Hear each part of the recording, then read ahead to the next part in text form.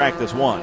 Exactly right. Yeah, Harbier is one of our competitors in the F4 US Championship, and also dabbles in all kinds of Formula racing. And he's got a Formula Atlantic car that he races sometimes with us in SVRA competition, but also with FRP. So good to see Harbier out here plying his trade and doing a great job of it. So like I said, this is just practice 2. These are drivers, they've got qualifying that's going to be happening, I believe, tomorrow morning. Yep. So they're still out there. Now, they had practice 1 earlier this morning. Conditions are pretty nearly the same right now. And just trying to, make sure everything works, see where they can go in the cars. And then basically now they want to finish up with some setup notes for their crews or mechanics for qualifying. Yeah, Harbier was quickest this morning. He was the only Atlantic 016 car, the Swift Formula Atlantics, really the fastest cars in FRP for sure. Timothy Miner was second quick in one of the Formula Continental Challenge Series drivers' cars. And then the lone FE2 in the field this weekend by Jason Conso, number 4, was third quick in this morning's first practice session. These drivers did not take part in the testing we did on Thursday.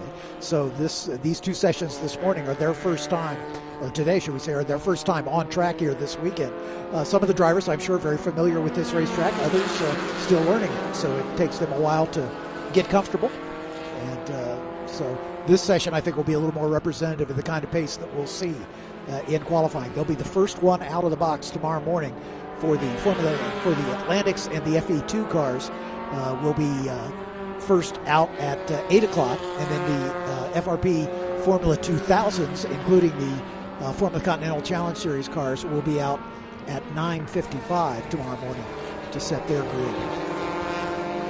And then we have F1600 as yet another class, and that'll be out a little later in the morning, just before the lunch break, I believe, at 11:55.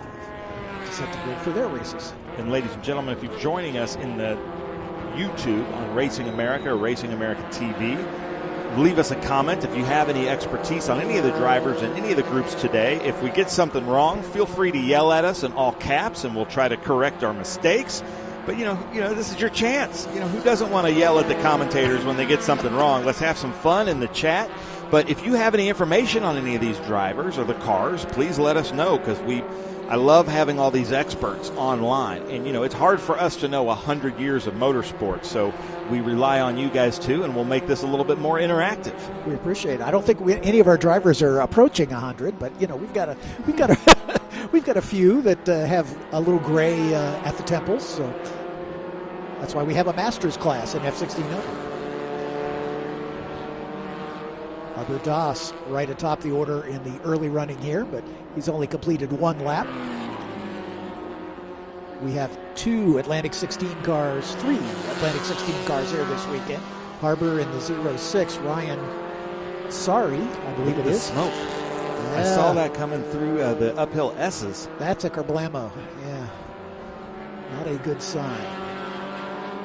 Yeah, that is not from Canada, Cam says, our producer. That looks like an unscheduled engine disassembly. I believe that's probably true.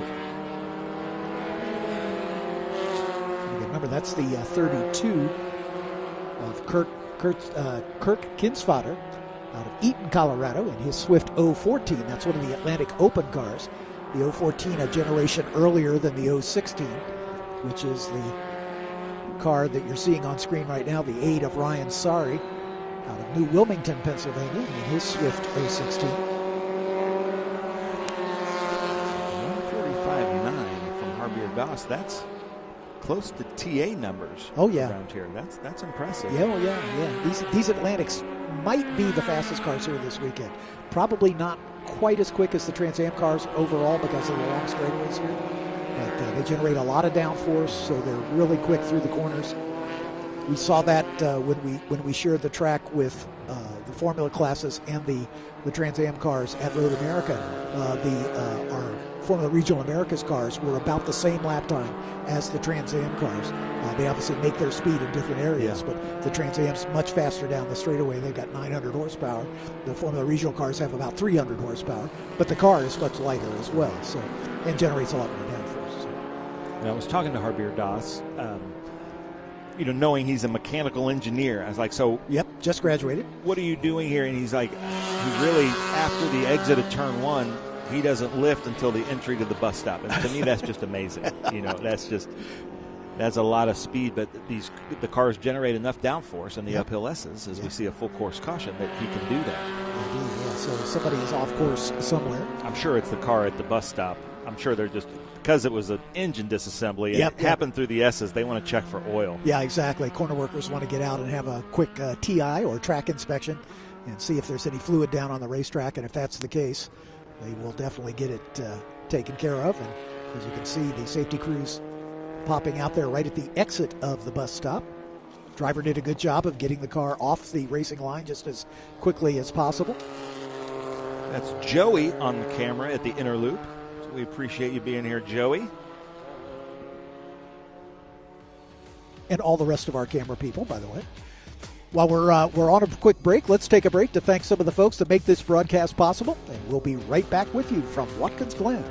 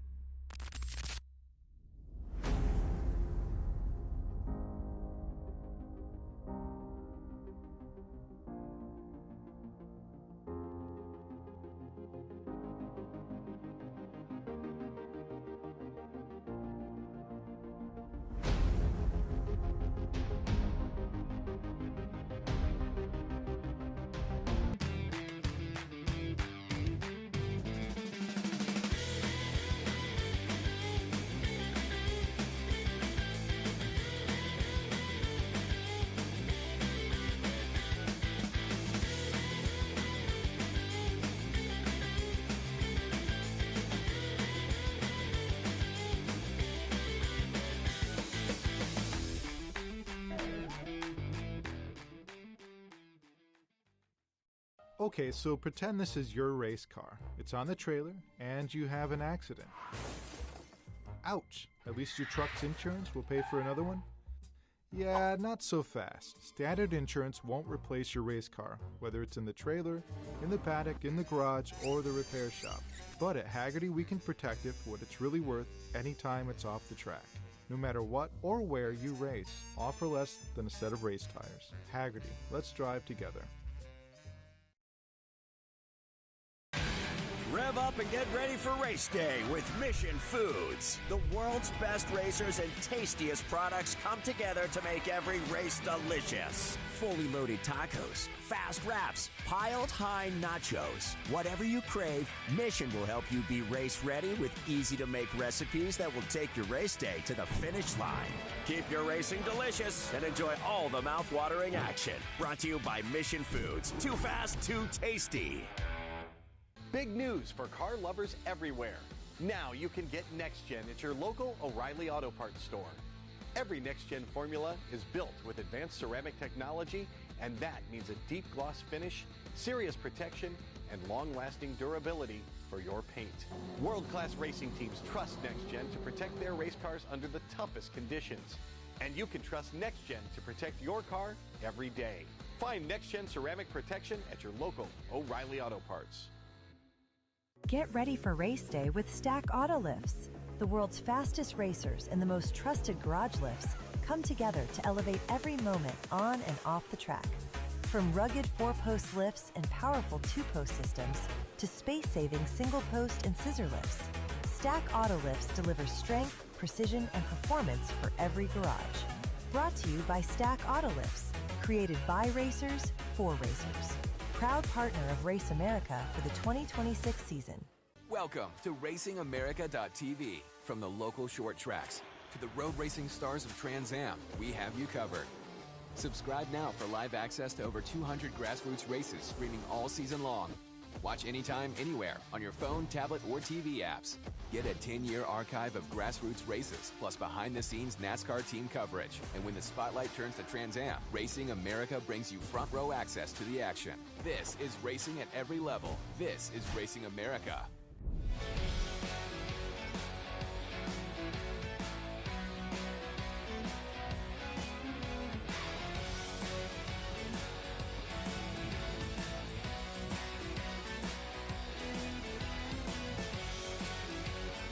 For those of you with us here at the racetrack, there is some cleanup going on at the inner loop after we had a car lose a motor. And there may be a little fluid down on the racetrack, so they're going to get that squared away, and then we'll get back underway.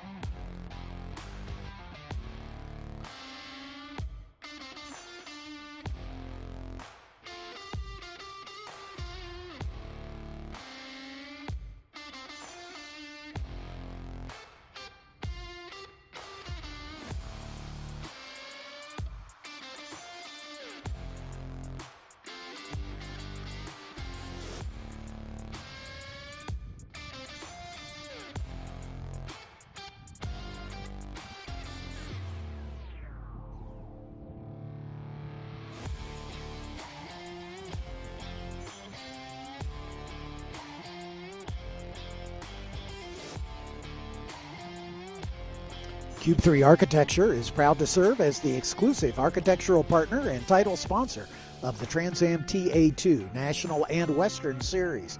A nationally recognized design firm, Cube 3 is committed to shaping environments and supporting talent both behind the build and behind the wheel.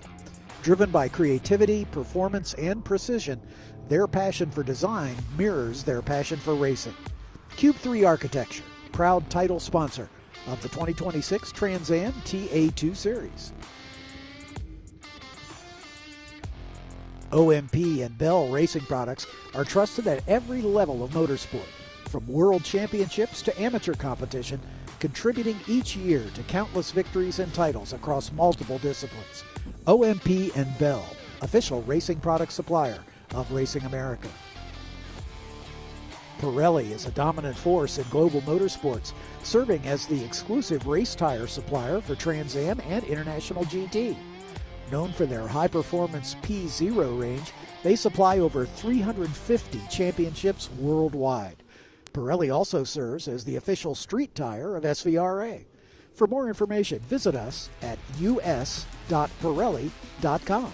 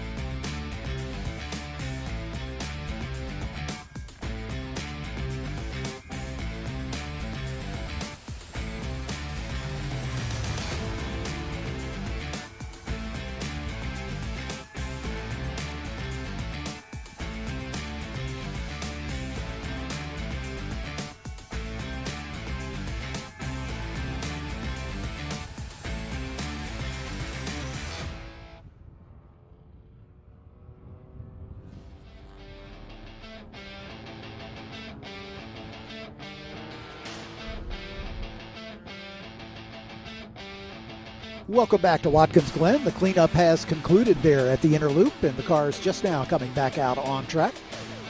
This session's scheduled to go for a little while longer, till 1:40, so about 10 minutes still remain. I'm getting comments from Sedhead86. He says, you guys are doing great up there in the booth. Well, thank you. Yeah, thank you, Sedhead86. We're having some fun. Give us any insight. If you have any insight for us, we appreciate it. And I can't speak for John, but I would think he is also a Sedhead, as am I. I love Boris Sed. Yep, absolutely. Who doesn't? Both senior and junior. Mm-hmm. Yeah, we've seen them both. Cam's saying that's my YouTube account. It could be. I'd be a Sedhead. It is weird. Sometimes I think if my 15-year-old self could only see me now with like who I'm hanging out with, like Dorsey Schrader or Ron Fellows or Boris Said, people like that. It's really neat. I had a guy years ago, have me do what would be your dream gig, whatever. And I said back then, I'd love to announce a Formula One race, and that came true. As I got a chance, the inaugural Miami Grand Prix, Greg Kramer and I shared the announcing booth for that one, so I can click that off my to-do list. That's one I've had a chance to actually do. That is amazing. Yeah, that was great stuff. I think mine would be the Nathan's hot dog eating contest.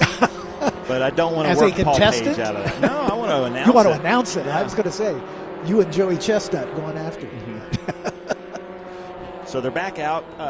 Practice 2, Harbir Das has been at the top. He's in that bright orange.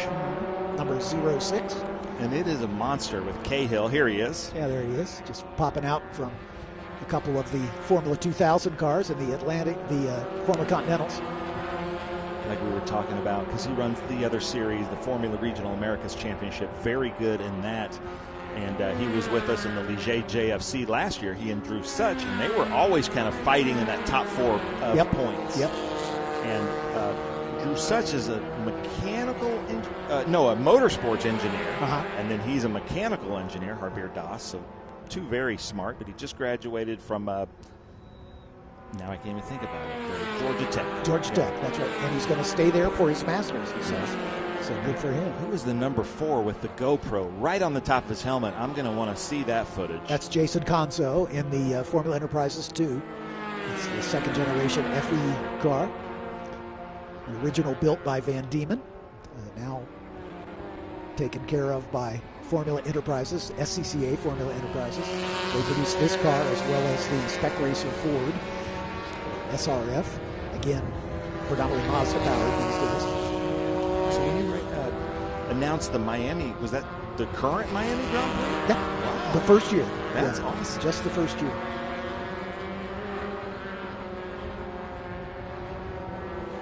That's a neat event. Yeah. They had a setup right at the 50-yard line of the stadium. They had a tent set up and the whole shot. And that was great fun. It was my first on-camera experience. I have a face for radio, so I've done a lot of talking on a PA system, but yeah, when I get in front of the camera, I'm a little like, what do I do now? Where do I look? Who do I see? On the way here, we watched Ricky Bobby and the whole what do I do with my hands thing. And I just find that so funny because those thoughts go through my head sometimes, Speaking of the SCCA runoffs, there's a runoffs champion, multiple runoffs champion, Dave Weitzenoff, in the number 67. And to be a runoffs champion, that is such a commitment. That's one of even there are professional racers who've won Daytona 500s, Indy 500s, but they would put in a tough class winning the runoffs right up there with that. Oh, yeah. That is just as tough. Oh yeah, absolutely. Yeah, a lot of legendary racers came up through that path. Mark Donohue is a former runoffs champion. Roger Penske, these guys that are at the very highest level of motorsport.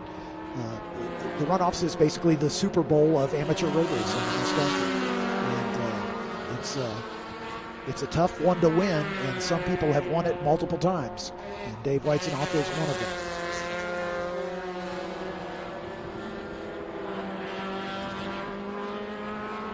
Dave, also an Ohio guy from Bath, Ohio. He's the other Atlantic 016. So many good racers come out of Ohio. And my theory is if you're running at Mid-Ohio a lot, you're going to be a good racer because it's just such a difficult course. It is. As we like to say, it's a course that does not give up its secrets easily. So it's a track that the drivers universally love. Drivers just, rate it as one of their favorites because it's relatively short. It's 2.4 miles. With the full course configuration, 2.25 in the what we call the pro configuration, and there's just no time to rest. It's just you're working constantly. It's got a lot of elevation changes. It doesn't have the big sweeping high-speed turns like this course or Road America, for instance, the 4-mile track. With all these sweeping high-speed turns, Mid-Ohio doesn't have many of those, but it's very technical and requires a lot of commitment on the driver's part as well as the team, because it's also a track that's very fickle. The track evolves tremendously over the course of a weekend, and the weather affects it a lot as well. So it's a track where the mechanics and the guys setting up the cars are just as anxious to get it right as the guy behind the wheel, guy or gal behind the wheel. That's Ponzo there. He's got that GoPro, but I've been watching the rear wing. When he gets onto the brakes, it seems like the rear wing shimmies a little bit. See that? Yeah, that might be an effect of the video itself, I'm guessing. It's possible that there's a little give. I noticed it at turn 1 and then at the bus stop. I don't know. I might also be seeing things. A little wide at the exit of the boot. What was that wave for? I know. Yeah, I'm out of bounds. Yeah, that's it. Yeah, you don't penalize me. I promise. I won't do it again. Are they running it out of bounds in FRP? Yes. Where turn 1, they're not. No. I mean, the track limits are in effect for all the classes here this weekend. Actually, even Trans Am. I believe that to be true. Yeah. Okay. So that was the impression I was given in the pre-race run-up. As they said, a lot of the guys that have raced here on the NASCAR track, used to using up all that runoff at turn 1, will have to adjust their racing line so as not to do that. I noticed this year when I was watching Connor Zilic run here at Watkins Glen, they had tire stacks there at the runoff of 1 to try to dissuade the drivers from doing that.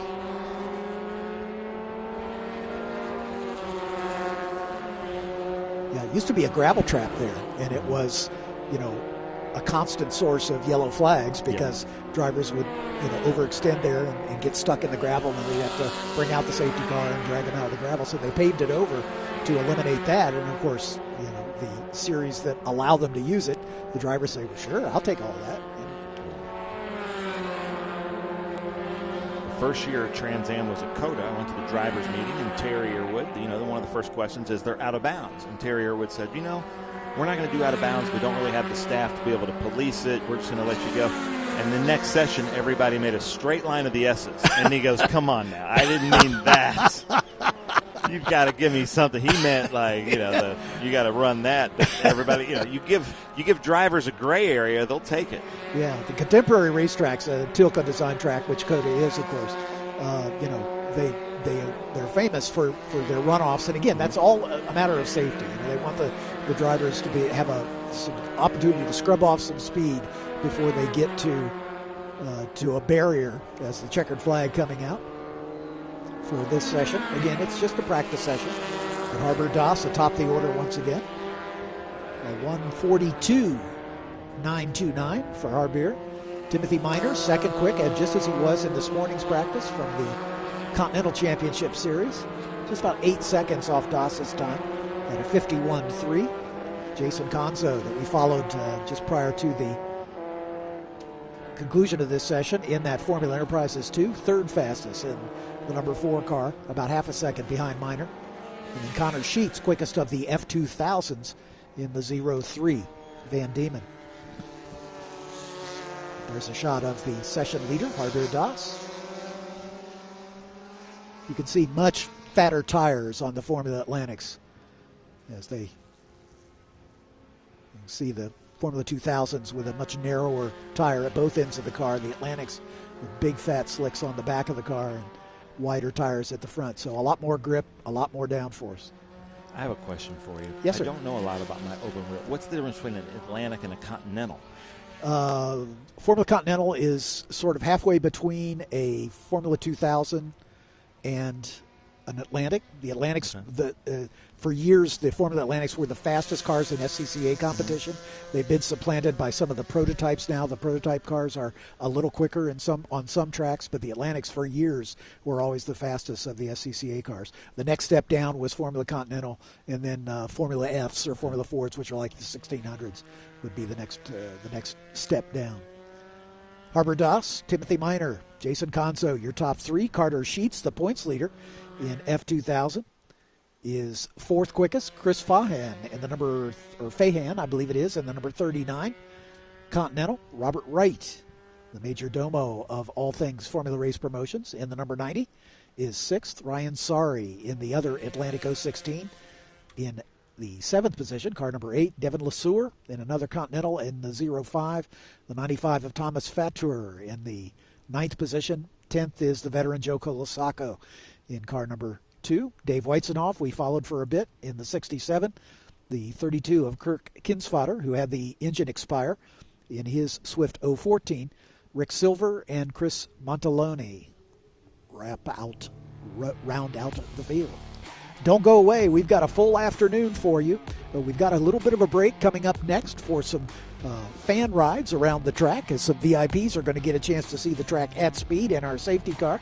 We'll be back with you with Trans Am and GT qualifying coming up at 2:20 this afternoon. So just about 45 minutes from now, we'll be back on with the stream for Trans Am and GT qualifying. I'm John Phippen. He's Ben Sissel. Thanks for being with us. We'll be back shortly.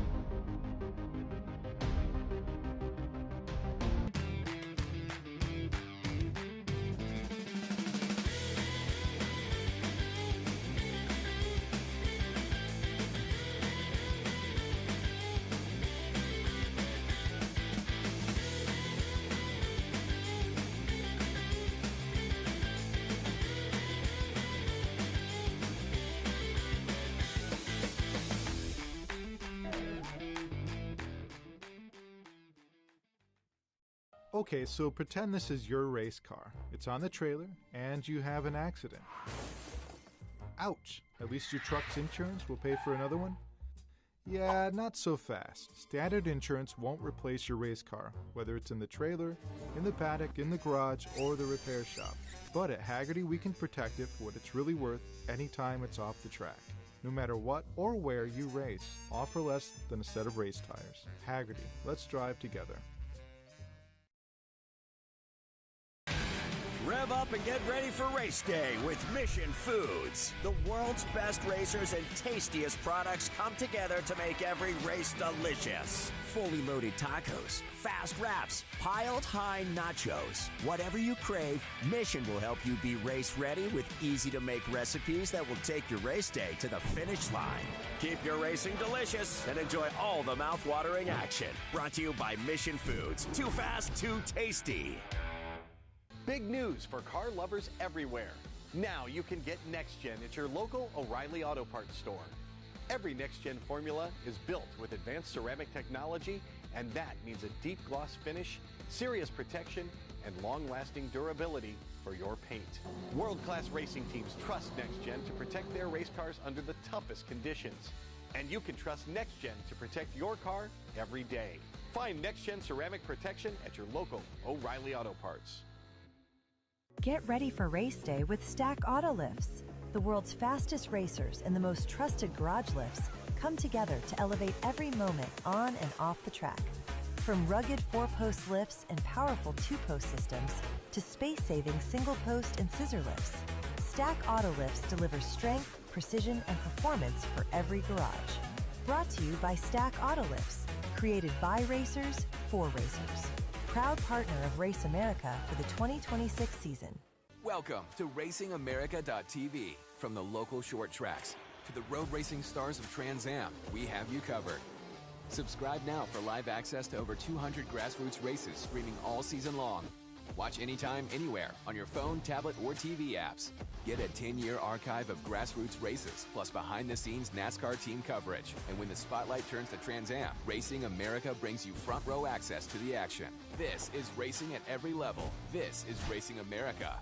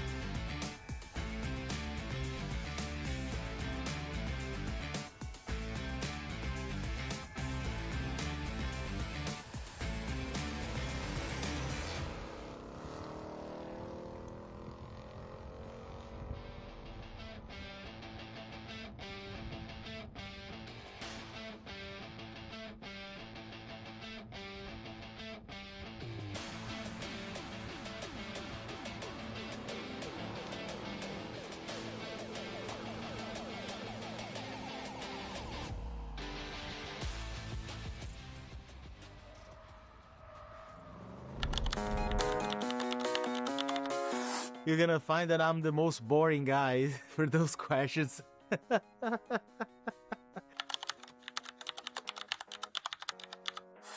Go to the restroom. Pray. I always pray every single time I'm in the car. I pray. I always like to listen to calm music and calm myself down and get really locked in pre-race. I always listen to music. Pray. Listen to Africa by Toto. Maybe an engineer. At home, asleep. I'd probably be a golfer. I would be a pilot. Singing. I think I would be like a watch salesman. A fighter pilot. I'd probably work at like a car dealership or something. Just anything with cars. Probably a golfer. Trying to figure out how to race. Oh man, I'm just so happy to be here all the time. It's really hard to find a good cup of coffee. Qualifying interference. People sitting on their phones, walking around in the paddock, especially when you're trying to drive to grid. I don't know. I don't have any. Okay. I'm a calm guy. Dirty drivers. I don't have any. I love being at the track. Yeah, I can't think of one. What's your biggest pet peeve about your brother? He gets annoying sometimes.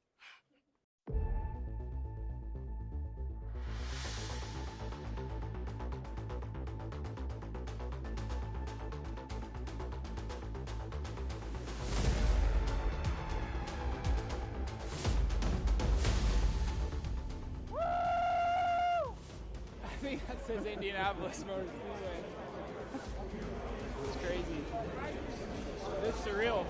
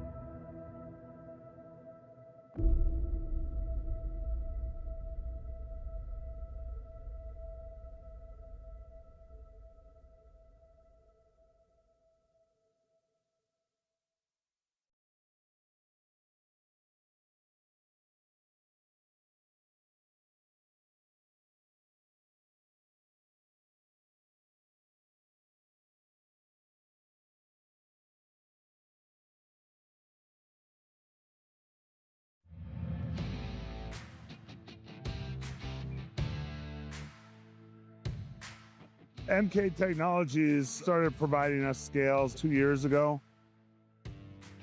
They're a key component. We have to make the platform level so we can measure off of it. And their zero deflection scales make it really easy to level, and the cars don't want to roll one way or the other. They're accurate no matter where the car is placed on them. They're Bluetooth instead of Wi-Fi. And Wi-Fi, when you get to a track, you have all the radios, especially if you're at an airport like at Sebring. The radio interference messes with the scales. That's not an issue with Bluetooth. MK Technologies is great to work with. They're very responsive. On our way back from Sonoma, we needed the scales recalibrated. Our truck driver stopped in. They took care of it in 2 hours, got him back on the road.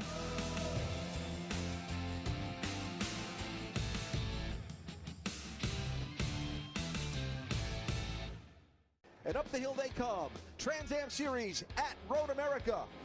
Cam Menard hang with Brabham as they race down the hill now to the braking zone for turn one. So Brabham had gradually built the advantage over Menard. Now Menard is on pit road. Now, this is very unusual to be in the pits changing tires. Oh, got a car in hard in a barrier. That's Kent Waits. Oh, trouble there. Off the spot, Pintaric's going to get taken out. Coming to the checkered flag to claim his 14th win in 23 tries. Matthew Brabham wins at Road America for CD Racing. There's the green flag. Racing is on, down to turn one. And car's off. That is the 20 car of Seamus McKendry at the end of the straightaway. Race for fourth position here. Noah Harmon putting pressure on Gian Buffamani.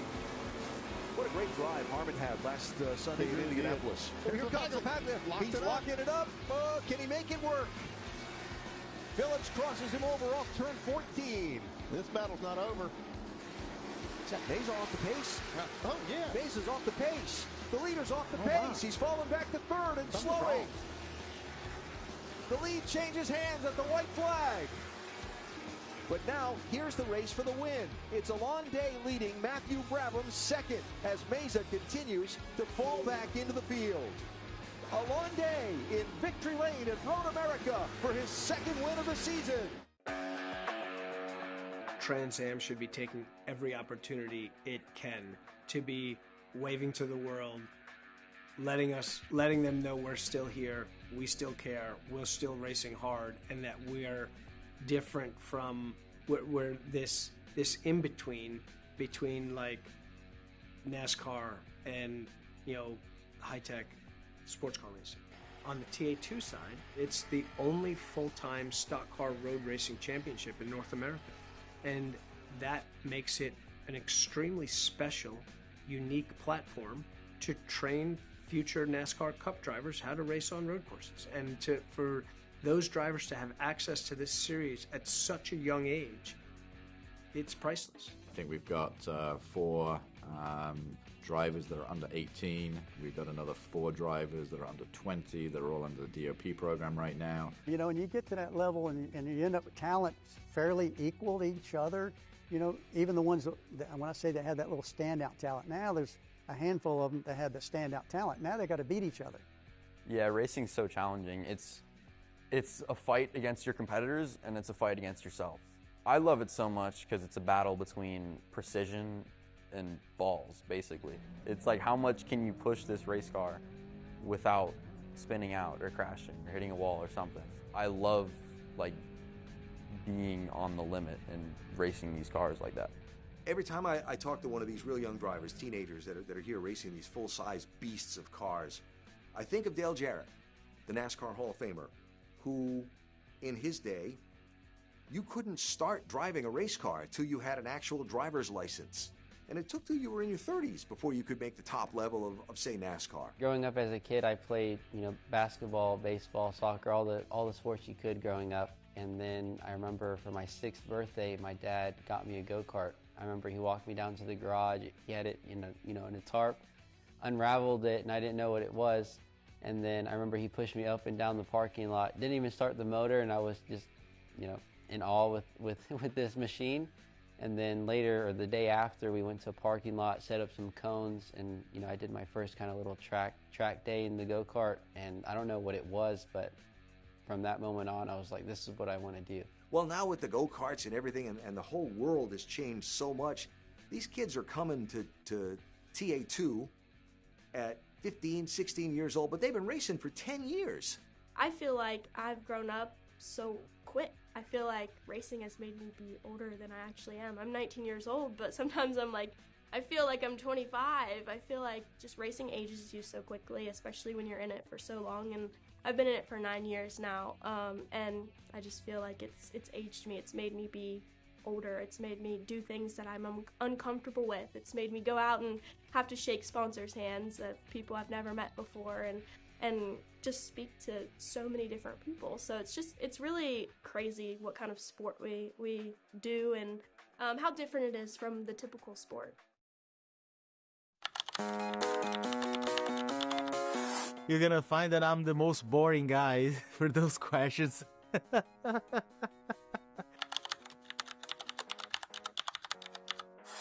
Go to the restroom. Pray. I always pray every single time I'm in the car. I pray. I always like to listen to like calm music and calm myself down and get really locked in pre-race. I always listen to music. Pray. Listen to Africa by Toto. Maybe an engineer. At home, asleep. I'd probably be a golfer. I would be a pilot. Singing. I think I would be like a watch salesman. A fighter pilot. I'd probably work at like a car dealership or something. Just anything with cars. Probably a golfer. Trying to figure out how to race. Oh man, I'm just so happy to be here all the time. It's really hard to find a good cup of coffee. Qualifying interference. People sitting on their phones, walking around the paddock, especially when you're trying to drive to grid. I don't know. I don't have any. Okay. I'm a calm guy. Dirty drivers. I don't have any. I love being at the track. Yeah, I can't think of one. What's your biggest pet peeve about your brother? He gets annoying sometimes.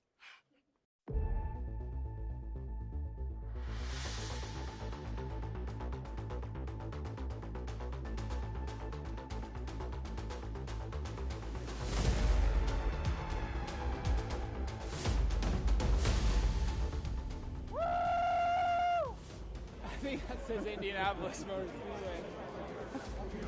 It's crazy. It's surreal.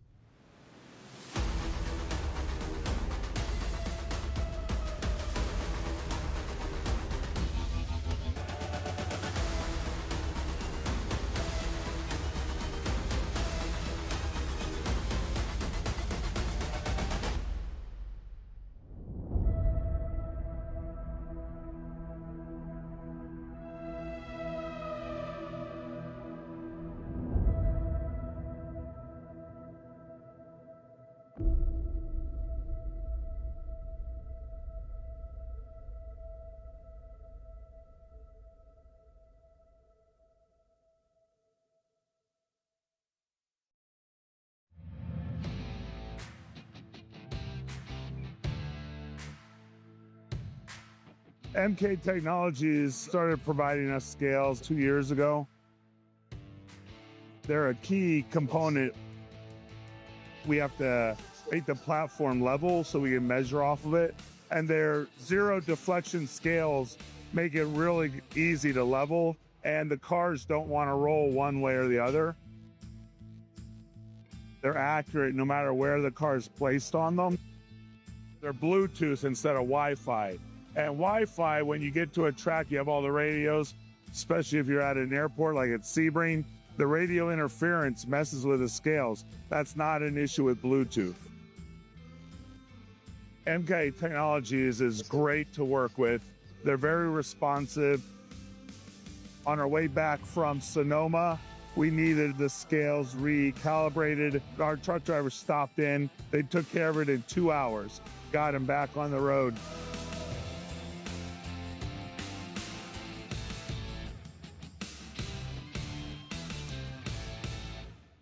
And up the hill they come. Trans Am Series at Road America.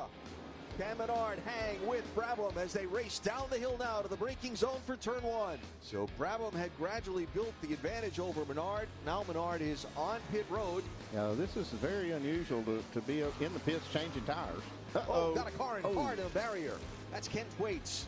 Oh, trouble there. Off the spot, Pintaric's going to get taken out. Coming to the checkered flag to claim his 14th win in 23 tries. Matthew Brabham wins at Road America for CD Racing. There's the green flag. Racing is on, down to turn one. And car's off. That is the 20 car of Seamus McKendry at the end of the straightaway. Race for fourth position here. Noah Harmon putting pressure on Gian Buffamani. What a great drive Harmon had last Sunday in Indianapolis. Here comes the pack. He's locking it up. Can he make it work? Phillips crosses him over off turn 14. This battle's not over. Is that Mesa off the pace? Oh, yeah. Mesa's off the pace. The leader's off the pace. He's falling back to third and slowing. The lead changes hands at the white flag. But now, here's the race for the win. It's Alon Day leading Matthew Brabham second as Mesa continues to fall back into the field. Alon Day in victory lane at Road America for his second win of the season. Trans Am should be taking every opportunity it can to be waving to the world, letting them know we're still here, we still care, we're still racing hard, and that we are different from we're this in between like NASCAR and high tech sports car racing. On the TA2 side, it's the only full-time stock car road racing championship in North America, and that makes it an extremely special, unique platform to train future NASCAR Cup drivers how to race on road courses, and for those drivers to have access to this series at such a young age, it's priceless. I think we've got 4 drivers that are under 18. We've got another 4 drivers that are under 20. They're all under the DOP program right now. You know, and you get to that level and you end up with talent fairly equal to each other. You know, even the ones that, when I say they had that little standout talent, now there's a handful of them that had the standout talent. Now they got to beat each other. Yeah, racing's so challenging. It's a fight against your competitors, and it's a fight against yourself. I love it so much because it's a battle between precision and balls, basically. It's like, how much can you push this race car without spinning out or crashing or hitting a wall or something? I love, like, being on the limit and racing these cars like that. Every time I talk to one of these real young drivers, teenagers that are here racing these full-size beasts of cars, I think of Dale Jarrett, the NASCAR Hall of Famer, who, in his day, you couldn't start driving a race car till you had an actual driver's license.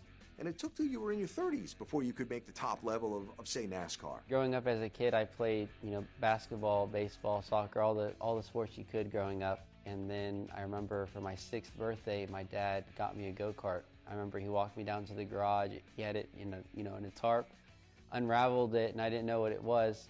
And then I remember he pushed me up and down the parking lot. Didn't even start the motor, and I was just, in awe with this machine. And then later, or the day after, we went to a parking lot, set up some cones, and I did my first kind of little track day in the go-kart. And I don't know what it was, but from that moment on, I was like, this is what I want to do. Well, now with the go-karts and everything, and the whole world has changed so much, these kids are coming to TA2 at 15, 16 years old, but they've been racing for 10 years. I feel like I've grown up so quick. I feel like racing has made me be older than I actually am. I'm 19 years old, but sometimes I feel like I'm 25. I feel like just racing ages you so quickly, especially when you're in it for so long. And I've been in it for 9 years now, and I just feel like it's aged me. It's made me be older. It's made me do things that I'm uncomfortable with. It's made me go out and have to shake sponsors' hands of people I've never met before and just speak to so many different people. So it's really crazy what kind of sport we do and how different it is from the typical sport. You're gonna find that I'm the most boring guy for those questions.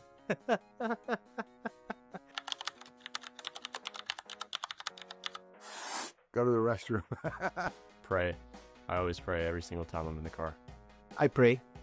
I always like to listen to like calm music and calm myself down and get really locked in pre-race. I always listen to music. Pray.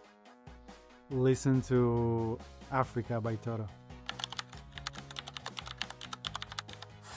Maybe an engineer. At home, asleep. I'd probably be a golfer. I would be a pilot. Singing. I think I would be like a watch salesman. A fighter pilot. I'd probably work at like a car dealership or something. Just anything with cars. Probably a golfer. Trying to figure out how to race. Oh man, I'm just so happy to be here all the time.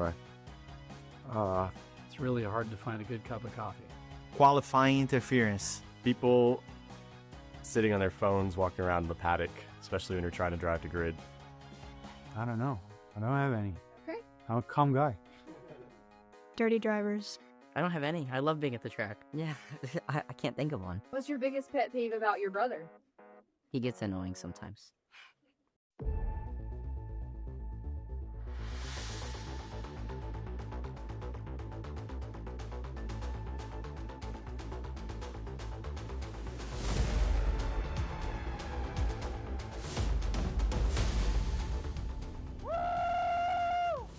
I think that says Indianapolis Motor Speedway. It's crazy. It's surreal.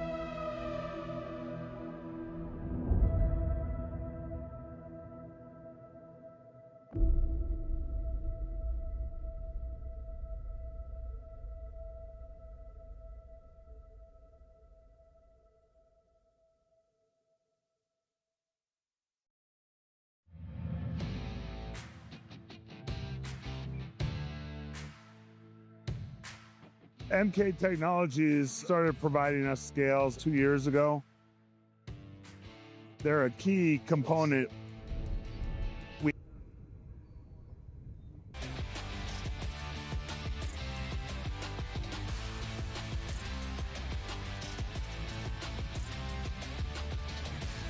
Skillman Auto Group is a premier automotive dealership group committed to exceptional service, quality vehicles, and community engagement. Built on a legacy of trust, integrity, and customer-first values, Skillman Auto Group delivers an elevated automotive experience while supporting the communities it serves. Skillman Auto Group and Ray Skillman Ford, the official safety car of Racing America. When engineering matters and quality counts, Stack lifts stand apart. Designed and built by racers who understand structural integrity and performance under pressure, Stack premium lifts deliver premium elevation for your home. Elevate your garage. Protect your investment. Choose Stack. Visit stacklifts.com today, the official commercial and residential car lift of Racing America. Summit Racing Equipment has millions of in-stock parts from over 1,500 name brands. Parts for racing, street performance, trailers and trucks, plus tools, accessories, and more. Use the Summit Racing app to shop anytime, anywhere.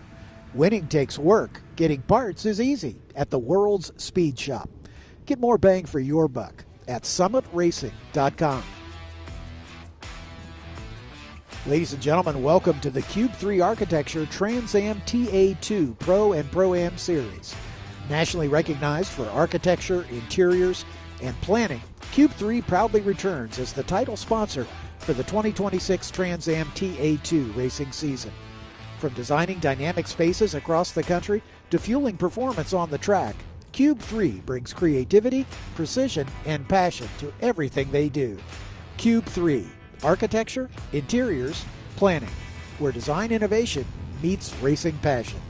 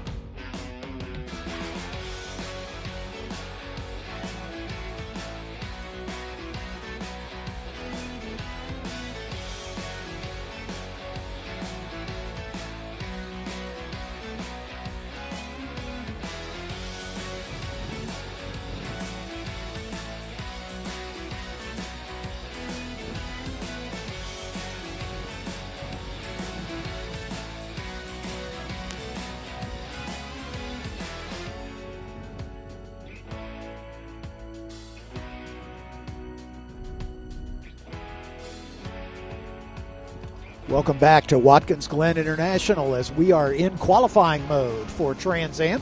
My name's John Phippen alongside Ben Sissel. We'll bring you this qualifying session as we split it into two halves. The Trans Am cars will be out first, and then the GT cars, the SGT and the GT cars, will be out in the second half of this qualifying session. And Ben, we talked about it before the break. This is a get it done quickly kind of session. 15 minutes is all the time you have, and that's partially because of the fact they have to start the race on the same tires they qualify on. Yeah, it seems like normally in a track this size, they want to hit their flying lap at about lap 3, a cool-down lap, and come in if they don't want to wear out the tires too much. But with what the weather looks like it might do tomorrow, they may be on wet. So all that strategy may be out the door. So they're going to use this as a little bit of a test / qualifying, but they want to get out there and make a good run of it. No David Penterick, unfortunately. I know that we think maybe he blew his engine. I didn't get word exactly. And then you said Tommy Dreese had to start from the back. Exactly. These cars are sent out on this qualifying session based on their point standings coming into this weekend. So Matthew Brabham is the points leader, so he gets the lead position, if you will. Paul Menard in second. Tommy Dreese would normally have come out third, but he was late to the grid, so he was penalized by being moved to the back. David Penterick unable to answer this session. I'm guessing they're thrashing to get that car ready for race day tomorrow. So worst case for Penterick, assuming they can get that car repaired, is he'll have to start at the back of the Trans Am field. John DeGainer is coming off the line fifth. Chris Dyson in sixth, and Amy Ruman at the back because Amy's only run with us 4-2 races here. But again, they'll spread out, give themselves a little racing room. And like you say, it's a 2 or 3 lap blast here. They'll take a lap to get the tires up to temperature, maybe do one kind of semi-hot lap to get things up to speed, and then, like you said, third lap is usually the money lap for these drivers. But every once in a while, we do see somebody come in, and then somebody beats that person, and they're like, I think I've got faster in me, and they'll go out there. But Watkins Glen isn't one of those tracks where you have to start at the front. There's a lot of passing zones. Like Lime Rock, the pressure's on you to be on the pole position, but not so much here. There's a couple of passing opportunities here, but there are different strategies. You know, Matt Brabham never shows his cards ever. Yep. Paul Menard, like you said, is Mr. Consistent. Amy Ruman, she's trying to shake off some gremlins. Yep. There's no guessing with Tommy Dreese ever. Chris Dyson's kind of in the same place. You know, he's trying to shake off some gremlins. And then John DeGainer there, he's just trying to still learn this car. Yeah, exactly. Now, I do have a great story, John. When we were having lunch, I heard Tommy Dreese's car fire up. Right. And that was kind of odd. And I walk over, and I see Tony Gentilozzi, a competitor but friend, under his hood. So I walk over there, and there's Bob Ruman, Gary Seelix, kind of a who's who of the TA paddock, all watching Tony Gentilozzi tune Tommy Dreese, a competitor, mind you, his carburetor. And I'm like, what are you doing? He's like, I'm just helping a friend out. He was having problems. And he asked me, and I love that. But it was also, it was like we were having the chance to watch Michelangelo work. Yeah. You know, Tony Gentilozzi, if you know anything about, is a true carburetor genius, artist. Right. And everybody was watching what he was doing and then asking him questions later. And to him, he's like, this is just second nature. Yeah. But for us, it felt like we were watching Bob Dylan write a song or something. You know, it was really neat to see. But that's kind of the camaraderie here. You know, I think Tommy's crew were kind of at their wits' end. They said, well, let's call the expert. And here he came over to help out. That's fantastic stuff. So we'll see what that turns into for Tommy's time here. So Brabham a 151.845. He's got maybe 2 more seconds in there, I think. Oh, at least, yeah. Again, lap record pace that we're looking for is a 142.785. And we've had a couple cars. 10 seconds in it. Yeah, we've got a couple cars that got under that in practice, but a lap record is not official until it is done in qualifying. So this would be the session that we might set a new one. And this lap record has stood for a couple of years. Chris Dyson set it here 2 years ago in 2024. As we see him come through the Cube 3 architecture inner loop here. That's Matt Brabham, of course, in the 16, Chris Dyson in the 20. My 2 sons are here this weekend, and Chris brought them over and gave them some gym soda, and they loved it. In fact, my son Levi at lunchtime is like, can I go grab another one of those gym sodas? I'm like, yeah, no problem. But they love them. 15 grams of protein in each soda. That's something. As they say, drink your weeds. You know? And this is Greg Pickett, the guy that came up with Muscle Milk and longtime Trans Am racer. He's won in 6 different decades, which is just absolutely unbelievable. Flavors and all that. So they have such a great relationship with the Dysons that they're working in conjunction together to come up with the gym sodas. And they have like a cola product, a grape product, lots of different flavors. And then I asked, being a Dr. Pepper guy, and he's like, oh, we're working on it. Okay, this might be the money lap for Matt Brabham. Let's see what he can do. His warm-up lap was a 1:42.026, and that is already a lap record. So let's see what the money lap looks like here. How much under the 1:42.7 can he get? But look at that, Paul Menard just 2 tenths behind him. Exactly, yeah. Just about a quarter of a second back at a 42.259, also under the lap record.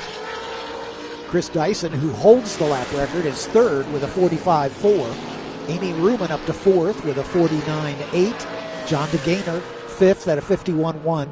Still not a representative time from Tommy Dreese. So you're saying if Paul Menard would have gone out there first, he would have held the record for about 4 seconds. Just about. Just about. That Pittsburgh Paints and Stains car. Paul was showing it to me when he brought it out to Sebring. If you look at it very closely, it's got all the track maps in the stripe in the center of the hood and down the whole length of the car. All the track map silhouettes that we're going to go to this season. I thought that was a really neat touch. Down the chute into the boot.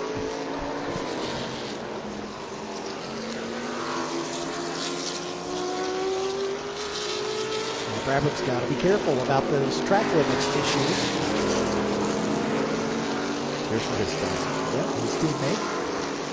From the Empire State of New York. Indeed, Poughkeepsie. Running that great Gym Soda Racer Network car. It's great to have. I love having Chris Dyson in the paddock. And to be honest, we're playing a wiffle ball game tonight when the track goes cold. Okay. His sons are really into baseball, and Jesse Pinnell's son's into baseball, Tommy Dreese's son. So we're going to have a fun time playing some wiffle ball tonight. The money lap is now a 1:41.467, more than a second under the 2-year-old lap record.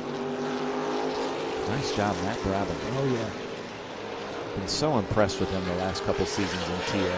Yeah, and he's only been in a part-time schedule the last couple of years. This is his first year as a full-time competitor in the series. And is Paul Menard still just 2 tenths? Yep, behind just about a quarter of a second actually, back. Paul Menard closed the gap just a little bit. Yep. See, his rear wing is shaking a little bit through the bus stop as well. Yep.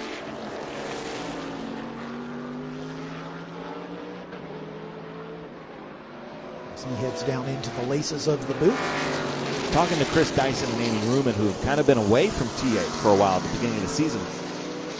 Both of them were surprised how difficult it was to get back in and shake off the rust. These cars are so difficult to drive. Yep. Chris Dyson was saying, this is his second, maybe third event with us, and it's taken him longer to kind of shake off the rust than he was anticipating. Same with Amy Ruman. Yeah, Amy's got the double challenge, and she's still recovering from her injuries, and so she was a little concerned at Road America if she would have the stamina with that big long racetrack and the high speeds and the cornering speeds to deal with. She was a little concerned about it. Turned out it wasn't a factor, but unfortunately her weekend was cut short by that unfortunate incident where she broke a steering wheel. And she had one. No improvement for Chris or for Matt Brabham. Still a 41.4. Paul Menard, I think, is off the pace as well. Yeah, it looks like he's slowed down. Yeah, so I think they've probably done what they're going to do. Dyson's coming in. He's third fastest at a 44.6, so he's about 3 seconds off the pace of the front two. Amy Ruman about 3.5 seconds behind Chris as she comes by to complete her fourth lap. I'm going to look out the window and see what the body language is of Chris's crew, because that would tell us if maybe Chris thinks we have an adjustment and let me get back out there, or if he's happy with that. Tommy Dreese, the last to turn a representative time. In addition to starting at the back because being late to the grid, he had to serve a drive-through penalty for track limits. So he's still got some time. There's about 5 minutes or so left in the session, so he's got time for 2 more laps. That tells me right there, just by the body language, that they're pretty happy with where they are. Yep. This isn't one of, like we said earlier, this isn't one of those tracks where qualifying is super duper important. Yep. Like, there's lots of great passing opportunities. This is a long race, especially with the weather that may or may not be expected tomorrow. I think Dreese jumps up to 4th with a 46.7, just about a second and a half quicker than Amy Ruman. There's Amy in the number 23 McNichols Corvette. Also wearing Valley Automotive on her rear quarter panel of the car. We love having McNichols and Valley back with us with Amy Ruman, and that one of the most recognizable Trans Am cars on the field. I love that she's kind of stayed with that for so long. That car has looked like that for a long time. The other cars in the field a bit more contemporary. I mean, Amy, by her admission, she and her dad, it's a family-run team. They don't have a whole cadre of engineers and support crew as Matt Brabham's coming into the pit lane. Looks like Paul Menard's going to go around one more time. Yeah, true privateer here with the Amy Ruman car. A 2-time champion of the series back in the day. Very fierce competitor, and you know that. Mid-Ohio is her home track. She loves Mid-Ohio, and there's an Amy Army basically up at Mid-Ohio. Indeed. Yep, she's got a big fan club there. Now Paul coming back in again. Yeah, he's backing off to give Amy the run. Looks like she's on a hot lap here, so we'll see if she can improve her time. I'm sure she'd love to get up into that second row.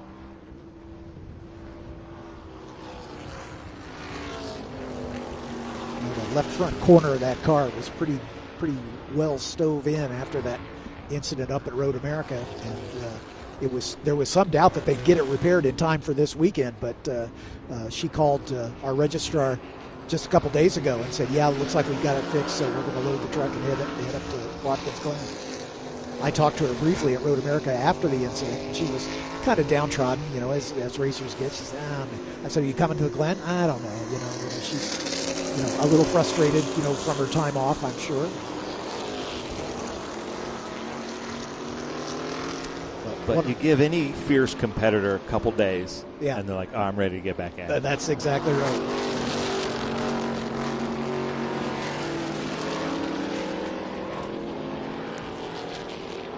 He's into turn 10 now. Let's see how she does as she comes across the line here. So we've got just about a minute and a half remaining in this session. Let's see if she can improve on her 148.268. Across the stripe. And not quite. A 148.8 on that last lap. John DeGaynor under a 150. Nice job, John. Yeah, he's in the 49s. Again, still getting up to speed in that car.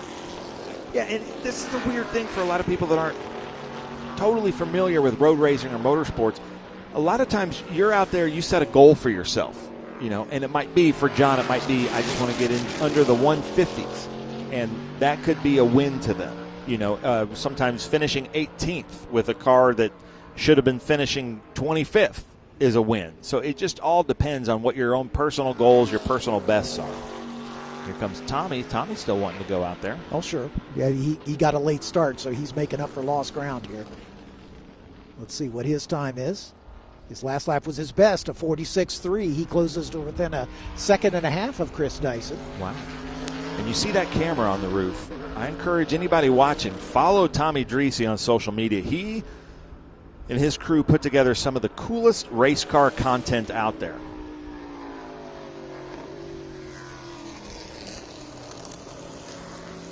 Sounds like that carburetor tweak from Tony Gentilozzi. Tony Gentilozzi may have done Tommy some good. Let's see. Man, if Darth Vader drove a TA car, I think that would be the one.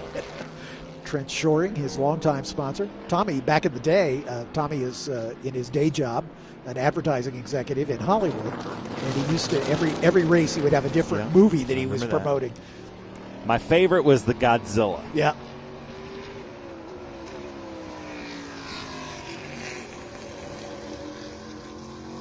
Makes his way through the toe.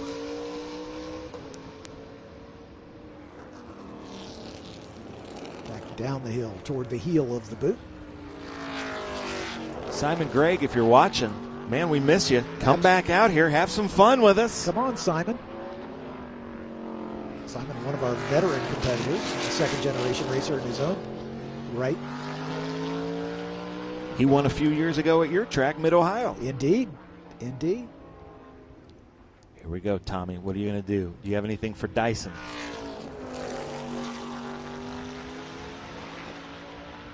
He's the last car at speed. And across the line he comes and goes a little quicker at a 45.9. Closes to within a second and 3/10 of Chris Dyson. So he's going to start in row 2. Yeah, he's off the pace now, so that was his best effort. So it looks like, and again, these results are unofficial, pending post-qualifying technical inspection. But Matt Brabham will start on the pole once again with Paul Menard outside of him.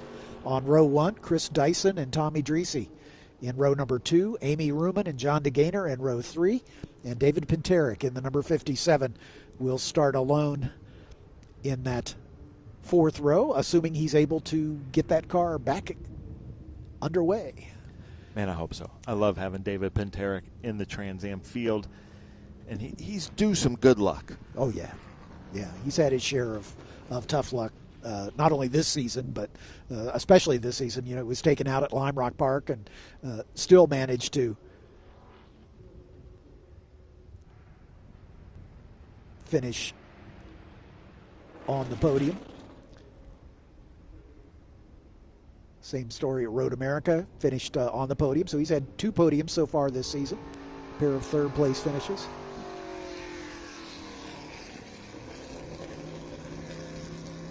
Tommy Dreese,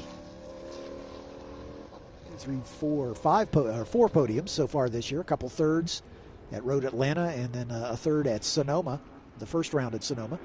And then his best finish of the season, a pair of 2nds, one at Lime Rock and then a 2nd at Road America as well. So Tommy's had a pretty fair season. David Pinteric is only about 21 points behind Tommy in the points battle. And again, there's 108 points on offer for each race meeting. So 25 points is nothing. All it takes is a little bit of good luck, and that'll do it. So that's it for the Trans Am section of the qualifying session. Now the GT cars will be out, as we'll have Milton Grant, Zach Arnold, Jesse Schmidt, and Chris Coffey in the SGT cars, and then the 2 GT cars of Michael Saya and Derek Carter. So let's take a quick break before we bring the GT cars out. We'll be right back with you with the rest of qualifying for the Trans Am Championship, powered by Pirelli.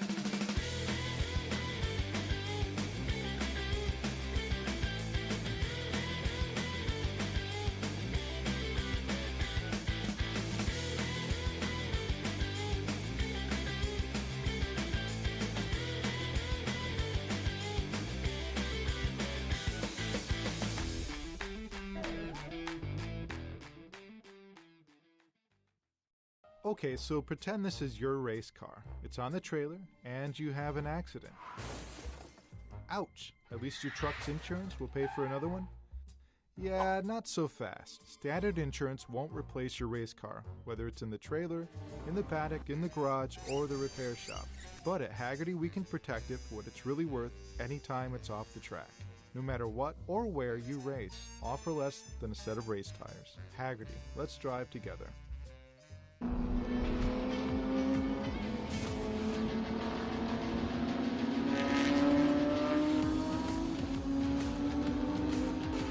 Welcome back for the second half of Trans Am qualifying. This for the GT cars, which run along with our Trans Am cars for SGT and GT.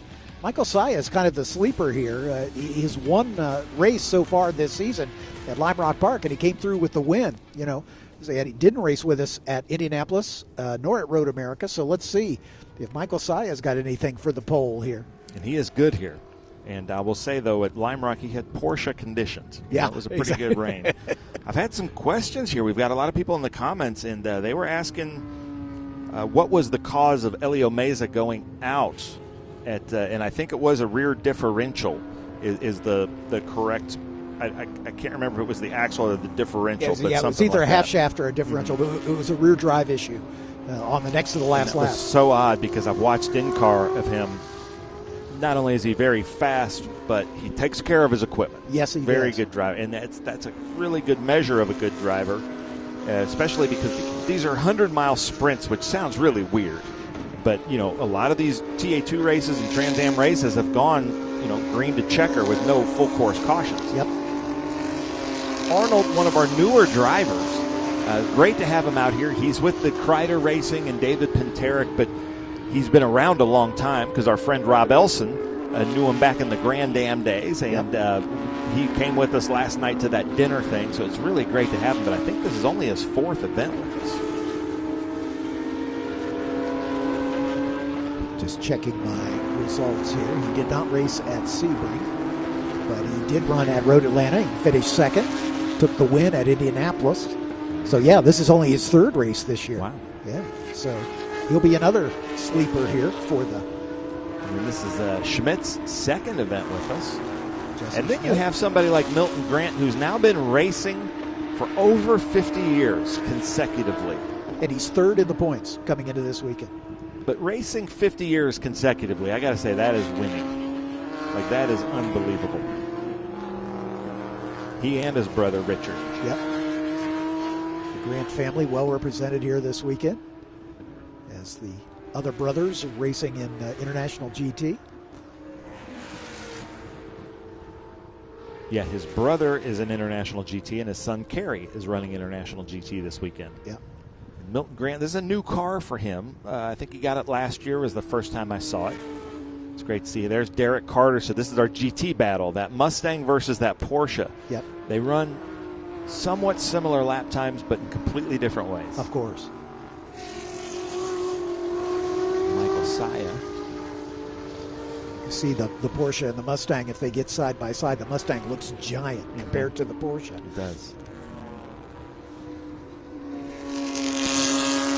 Saya giving himself plenty of room so he doesn't have to worry about any disturbed air coming off that lead car. And just a reminder, they're qualifying and they have to race on these tires. They can only replace one tire if they have to. If they have to replace more than one, they have to start from the back. And with the weather coming in, there's no telling what's going to happen. But Derek Carter getting really fast, or getting really close behind the other car there of Arnold. Yeah, he's really putting the push on Zach Arnold to go a little quicker. And that's not where you want to catch a Porsche, in the twisty bits. Yep. Wow, some black smoke coming out of his exhaust there. Yeah, on the upshift, I saw it, a little puff of smoke.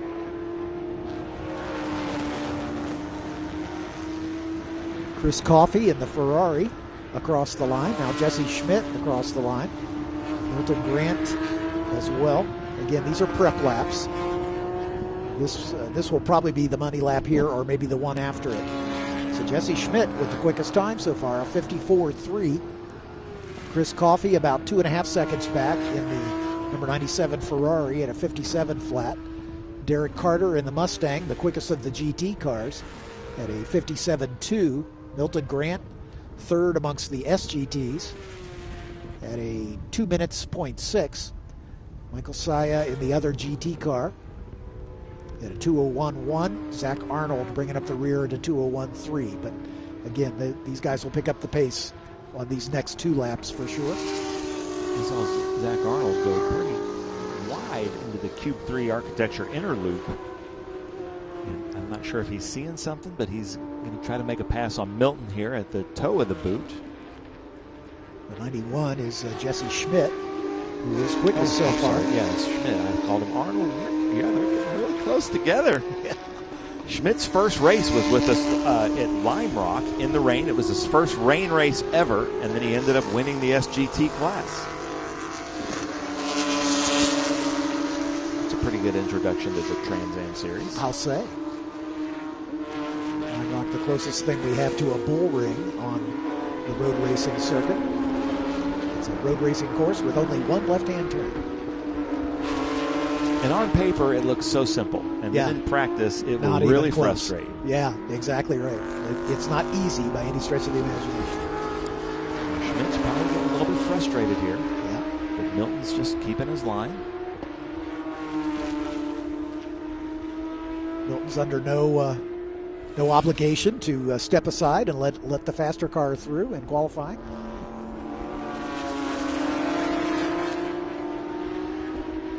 Jesse Schmidt right on his bumper as they make it through turn 2 and begin to climb up the hill through the S's.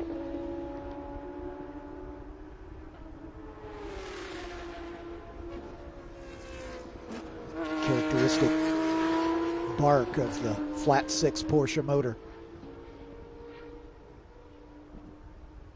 These GT3 Cup cars are just so much fun to watch. And when we get International GT up here in just a few minutes, you'll see 40 of them competing all at once.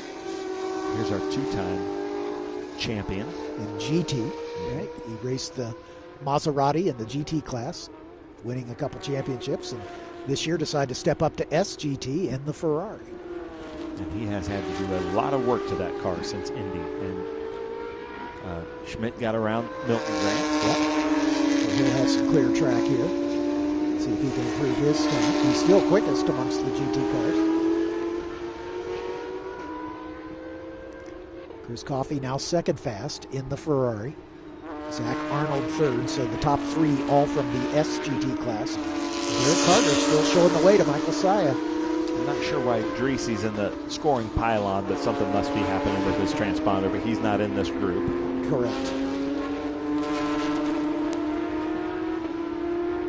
There's Arnold behind Milton Grant. It looks like Arnold's on a flyer.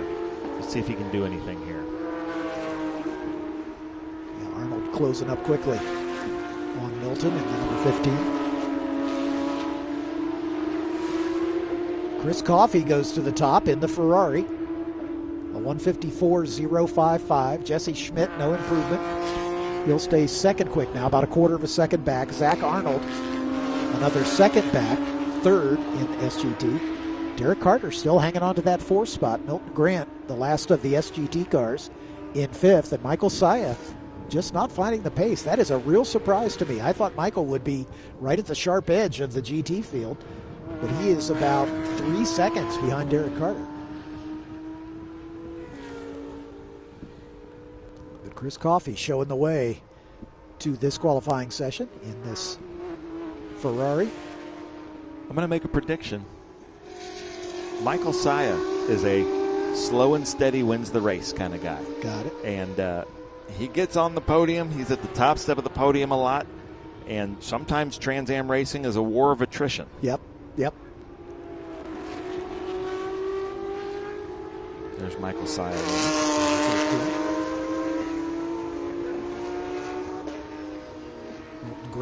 Milton Grant has had a pretty crazy qualifying.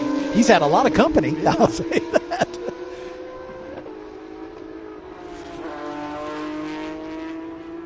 Zach Arnold on the inside as they head down toward the heel of the boot. Now these two might have raced against each other in Grand Am. I wouldn't be surprised. You see that bump there right when you're hitting into the brake zone? And then Dorsey Schrader took me a couple laps around here. So there's also a bump right at that tunnel. Yeah. That was right when you want to get on the gas and straighten out. This bump would kind of disrupt you a little bit. He always that was always kind of disheartening when you're doing a flyer lap.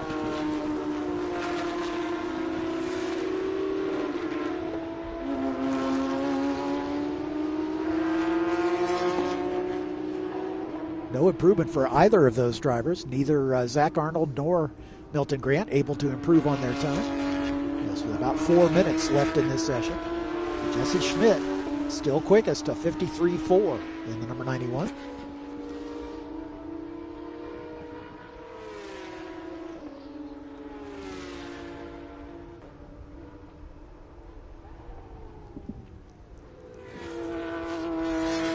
Schmidt just coming through the inner loop, the bus stop. There's Zach Arnold doing the same.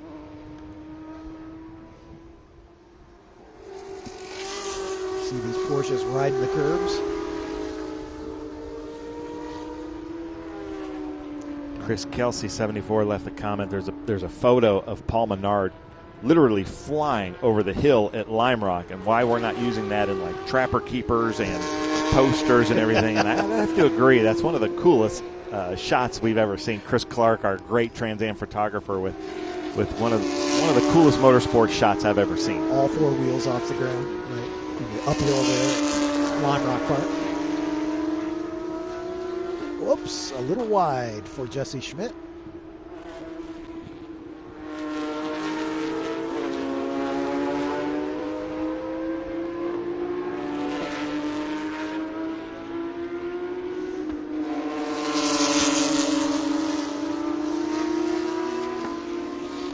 Schmidt's still on a hot one here.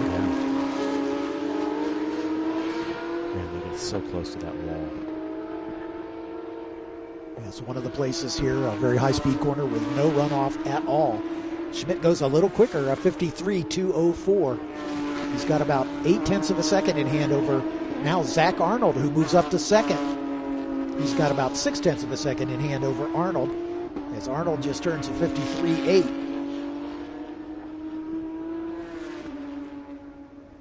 Here comes Chris Coffey. He's still on a hot one. Let's see if Coffey can get back to the top step of the podium. He's only 1/4 of a second behind Zach Arnold and 0.8 of a second off the provisional pole of the class. I'd love to know how much average sleep Chris Coffey has had since Indy. He had a lot of repairs to do on that car. Yeah. That's not the kind of car you can go, ooh, a little drift in there, Smokey and the Bandit. That's not going to be his flyer, but these aren't the kind of cars you can go to O'Reilly's and say, "Hey, I need a part for this car." But his shop, Norwood Auto Italia, outside of Dallas, they specialize in the Italian sports cars like this. Maseratis and Ferraris. He has raced both.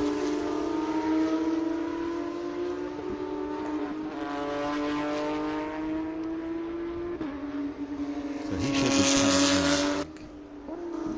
He's not going to allow that toe of the boot drift to be his flyer unless he wants to put something together here. Yeah, I think he's going to try one more. He's got a minute left. As long as he gets across the line before the checkered flag flies, this lap will count. So as of right now, Jesse Schmidt and Zach Arnold at the front on the front row, Chris Coffey and Derek Carter on row 2. Getting a nice replay of our watch this drift. Gets the power down just a little too quickly, leaving some black marks on the pavement. A little extra Pirelli rubber there.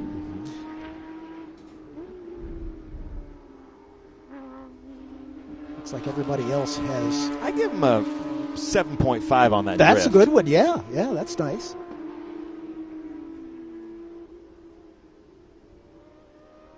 Some of that Maranello horsepower.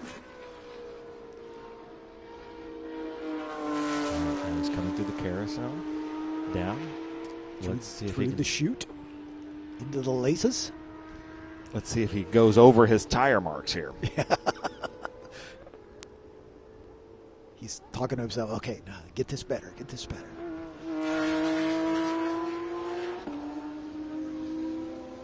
Nice. Yeah, Smooth. looks a little nicer. But I don't think yeah, he's on a fly. He's not on the no. pace. No, I think he's dropped off.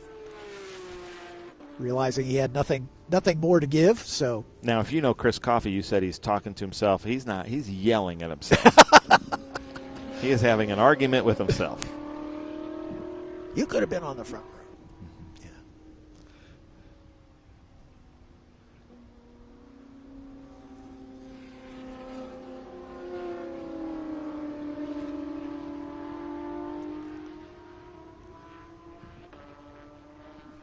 So for our GT competitors, again, these results are unofficial, pending post-qualifying technical inspection.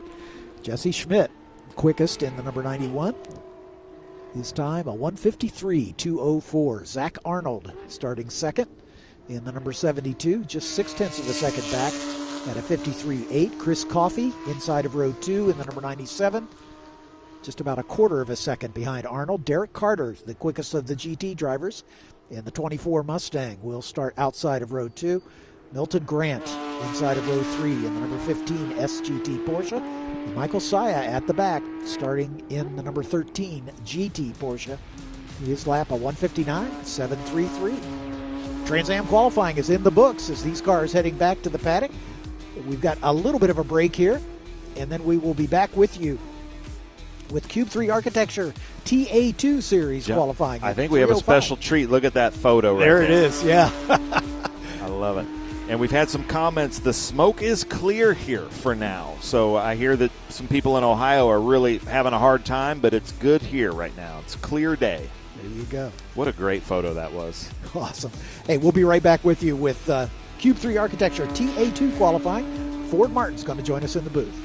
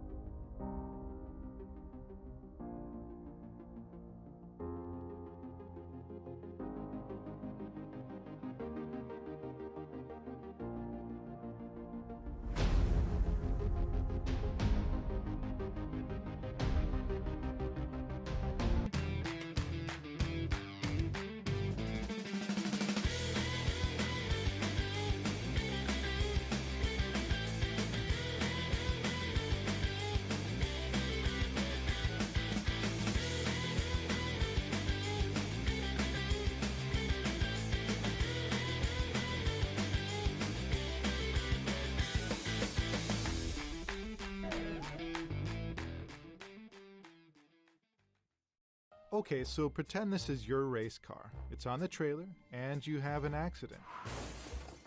Ouch! At least your truck's insurance will pay for another one? Yeah, not so fast. Standard insurance won't replace your race car, whether it's in the trailer, in the paddock, in the garage, or the repair shop. But at Haggerty, we can protect it for what it's really worth anytime it's off the track. No matter what or where you race, offer less than a set of race tires. Haggerty, let's drive together. Rev up and get ready for race day with Mission Foods. The world's best racers and tastiest products come together to make every race delicious. Fully loaded tacos, fast wraps, piled high nachos. Whatever you crave, Mission will help you be race ready with easy to make recipes that will take your race day to the finish line. Keep your racing delicious and enjoy all the mouth-watering action. Brought to you by Mission Foods. Too fast, too tasty. Big news for car lovers everywhere. Now you can get Next Gen at your local O'Reilly Auto Parts store. Every Next Gen formula is built with advanced ceramic technology And that means a deep gloss finish, serious protection, and long-lasting durability for your paint. World-class racing teams trust NextGen to protect their race cars under the toughest conditions. And you can trust NextGen to protect your car every day. Find NextGen ceramic protection at your local O'Reilly Auto Parts. Get ready for race day with Stack Auto Lifts. The world's fastest racers and the most trusted garage lifts come together to elevate every moment on and off the track. From rugged 4-post lifts and powerful 2-post systems to space-saving single-post and scissor lifts, Stack Auto Lifts delivers strength, precision, and performance for every garage. Brought to you by Stack Auto Lifts, created by racers for racers. Proud partner of Race America for the 2026 season. Welcome to RacingAmerica.tv. From the local short tracks to the road racing stars of Trans Am, we have you covered. Subscribe now for live access to over 200 grassroots races streaming all season long. Watch anytime, anywhere on your phone, tablet, or TV apps. Get a 10-year archive of grassroots races, plus behind-the-scenes NASCAR team coverage. And when the spotlight turns to Trans Am, Racing America brings you front-row access to the action. This is racing at every level. This is Racing America.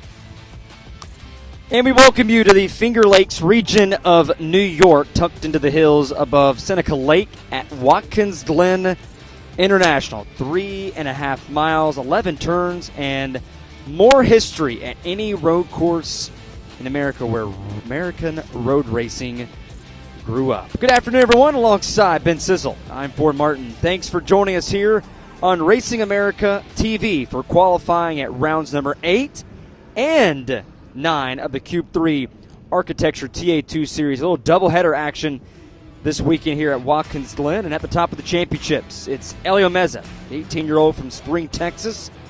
Had Road America 1 last weekend, Ben. One lap, he falls apart at the very end, and Alon Day gets his second win on the season. Just wanted to add a little bit of drama to it, and he and Alon, it's been a really fun rivalry to watch. And then speaking of rivalry, Tristan McKee is here with us in SLR, last year's Cube 3 Architecture TA2 champion. And I was talking to Scott Lagacy a little bit last night. I was like, Tristan's back, and it's kind of like he's wanting to work with Elio, but also kind of see how he measures up, and I think Tristan not winning COTA and Elio winning COTA last year, I think Tristan wanted to end TA2 on a good note. So I think he's kind of, it's great to see Tristan's doing great things in other series, but it's great to have Tristan back. I saw him on the grid yesterday. And so it's Tristan McKee, Alon Day, Laney Bison, then this car here, Alon Day, and SLR have been really tough. Really, the only person to give it to him is Noah Harmon with silver hair. He's the one, and we were talking about this earlier in practice. Noah's been coming back from like 12th or 11th to make his way onto the podium with some unbelievable finishes. And qualifying, that's one thing that Driver 7 is trying to work on, not have to fight his way through the field in the first half of the race and contend with those guys in that first half. But we make our way here to Watkins Glen, Ben. What is it about this racetrack that can be challenging to a few of the guys, especially in a doubleheader weekend? Yeah, so first of all, I love the Saturday races on a doubleheader because everybody has been told to save your equipment. But the history here with Trans Am, it's the track that we've run the most. We've done 50 in our 60 years. We've raced this track now 51 times, and that's the most pretty much by far. And everybody wants to test themselves here because it's basically, if you look around, there's no runoff in a lot of the corners. There's walls everywhere. It's almost a street course, a smooth street course, I would say. And I don't know what it is. There's just some kind of magic in the air up here, but something with Watkins Glen and Trans Am. Even growing up as a kid, watching the series on the Nashville Network, we always had some unbelievable fights here between the Ron Fellows, Dorsey Schrader, Boris Said days. Then a few years ago, Justin Marks came here and absolutely dominated in the rain. But there's something about this in TA2. We've had some unbelievable finishes. Well, for this weekend, as the guys come back around and start their hot lap, the same format as we saw in Sonoma Raceway earlier this summer, where they will qualify here on speed for race 1. Now, race 2's lineup will be set by the best and the fastest lap in race 1. So if you finish 20th, but you had the fastest lap of the race in race 1, you start on the pole for race 2. We didn't really see it at Sonoma, but if somebody goes out there who's a very fast driver and just has a terrible go of it or, falls back, they might put a set of tires on and go out there and try to set the fastest lap so they can have a good start to Sunday's race. There's all kinds of different strategies that could be happening. And then I'm hearing it's a beautiful, clear day here. The smoke has cleared from the wildfires, but I'm hearing Saturday, tomorrow, we might have some weather. So we're having all sorts of pretty diverse set of weather, at least as far as this weekend here in Watkins Glen. Is see Elio Meza, driver 28, here running the boot. Layout here, his first appearance at Watkins Glen. I was talking to him a little bit yesterday, just said it was a tough racetrack. It's pretty challenging, especially to a few of the guys. Tanner Reif, another guy that just got out at the end of the first practice session, just talked about how challenging this track is, how fast it is around here. But obviously, Elio Meza trying to go for, once again, another pole here in his season, what he's accomplished here this year. Running the car we talked about, and Tristan McKee, who ran that 28 last year. Tristan McKee had some issues in that last practice session this morning. Now, I didn't get to go to the driver's meeting, and we were talking about this. I just saw him go what we would call out of bounds. Are they having out of bounds anywhere that you know of? Well, obviously, Trans Am? like we saw in NASCAR weekend, they put those barriers where it wouldn't let those guys go all the way out and use all the track limits. No track limits here. Wow. Obviously, the only place is don't overshoot the bus stop on the back stretch. Yeah. You have to come to a complete stop. That's one thing that is pretty consistent across the board when you come here to Watkins Glen. Here's a shot of the Raceway. Q3 inner loop right here. And you see Tristan McKee there in that 48 Chevrolet for Team SLR. Got to be really careful going over the curbs there. We did have a red flag yesterday in the practice session. Nathan Hearn making his return here at the TA2 Series. Unfortunately, had the front clip knocked off of that car. Team had to repair and fix that after knocking one of the turtles up. But he spent the rest of the evening yesterday getting that fixed. He's back out here on the racetrack. You see right here, Alon Day, top of the board. Adrian Vasosky in the second spot. Noah Harmon in third. Laney Bice, Tovo. That's your top 5 for right now. We talk about it. Look at this right here, Ben. Best time, Alon Day and Adrian. Both a 49.682. A tie going down all the way. Maybe look a little bit further as far as how close those guys were, especially on a road course. Yeah. And we don't see that very often. No, and if something happens and a full course comes out, I don't know the Trans Am rules well enough to know what happens. And but there we go. Hearn up to the top. And I could expect that. Nathan Hearn, a Trans Am Australia, TA2 Australia champion. And he is very good at these courses, and I love seeing him come back. I like the new mustache. He's got kind of a Ford Martin mustache now. And I watch the Australian races, and he is very fun to watch there. I really like their broadcast, but now Tristan McKee at the top. Ford, we're getting a little bit of everything here today. Talk about Nathan Hearn there a bit. This is a guy that's come so close so many times to winning a TA2 race, making the trip from down under up here to New York, running at Watkins Glen, a track where he was running second, battling for the lead with Tristan McKee in that race, had an issue, wasn't able to finish the race. Then we saw in the race at COTA, running its Elio Meza, had the lead at one point, had an issue with a fuel pickup issue, and ultimately ending his race. So I think he's had this track circled for a while, especially a track like Watkins Glen where he's done so well, as Alon Day is now shot up to the top of the board with a 48.9. Wow. Been very impressed with Alon Day, and any other season he would be up there, top of the points by far. But he just picked the season to come run Q3 Architecture TA2 Series, the same season that Elio Meza did. And here he is now. Yeah, those two guys battling out for the championship lead. Obviously, Alon gained a lot on Elio after last weekend's race at North America, and we talked about it. Meza was coming to the line, trying to get the white flag, and had an issue going up the hill right at the entrance to pit road, and Alon Day took full advantage.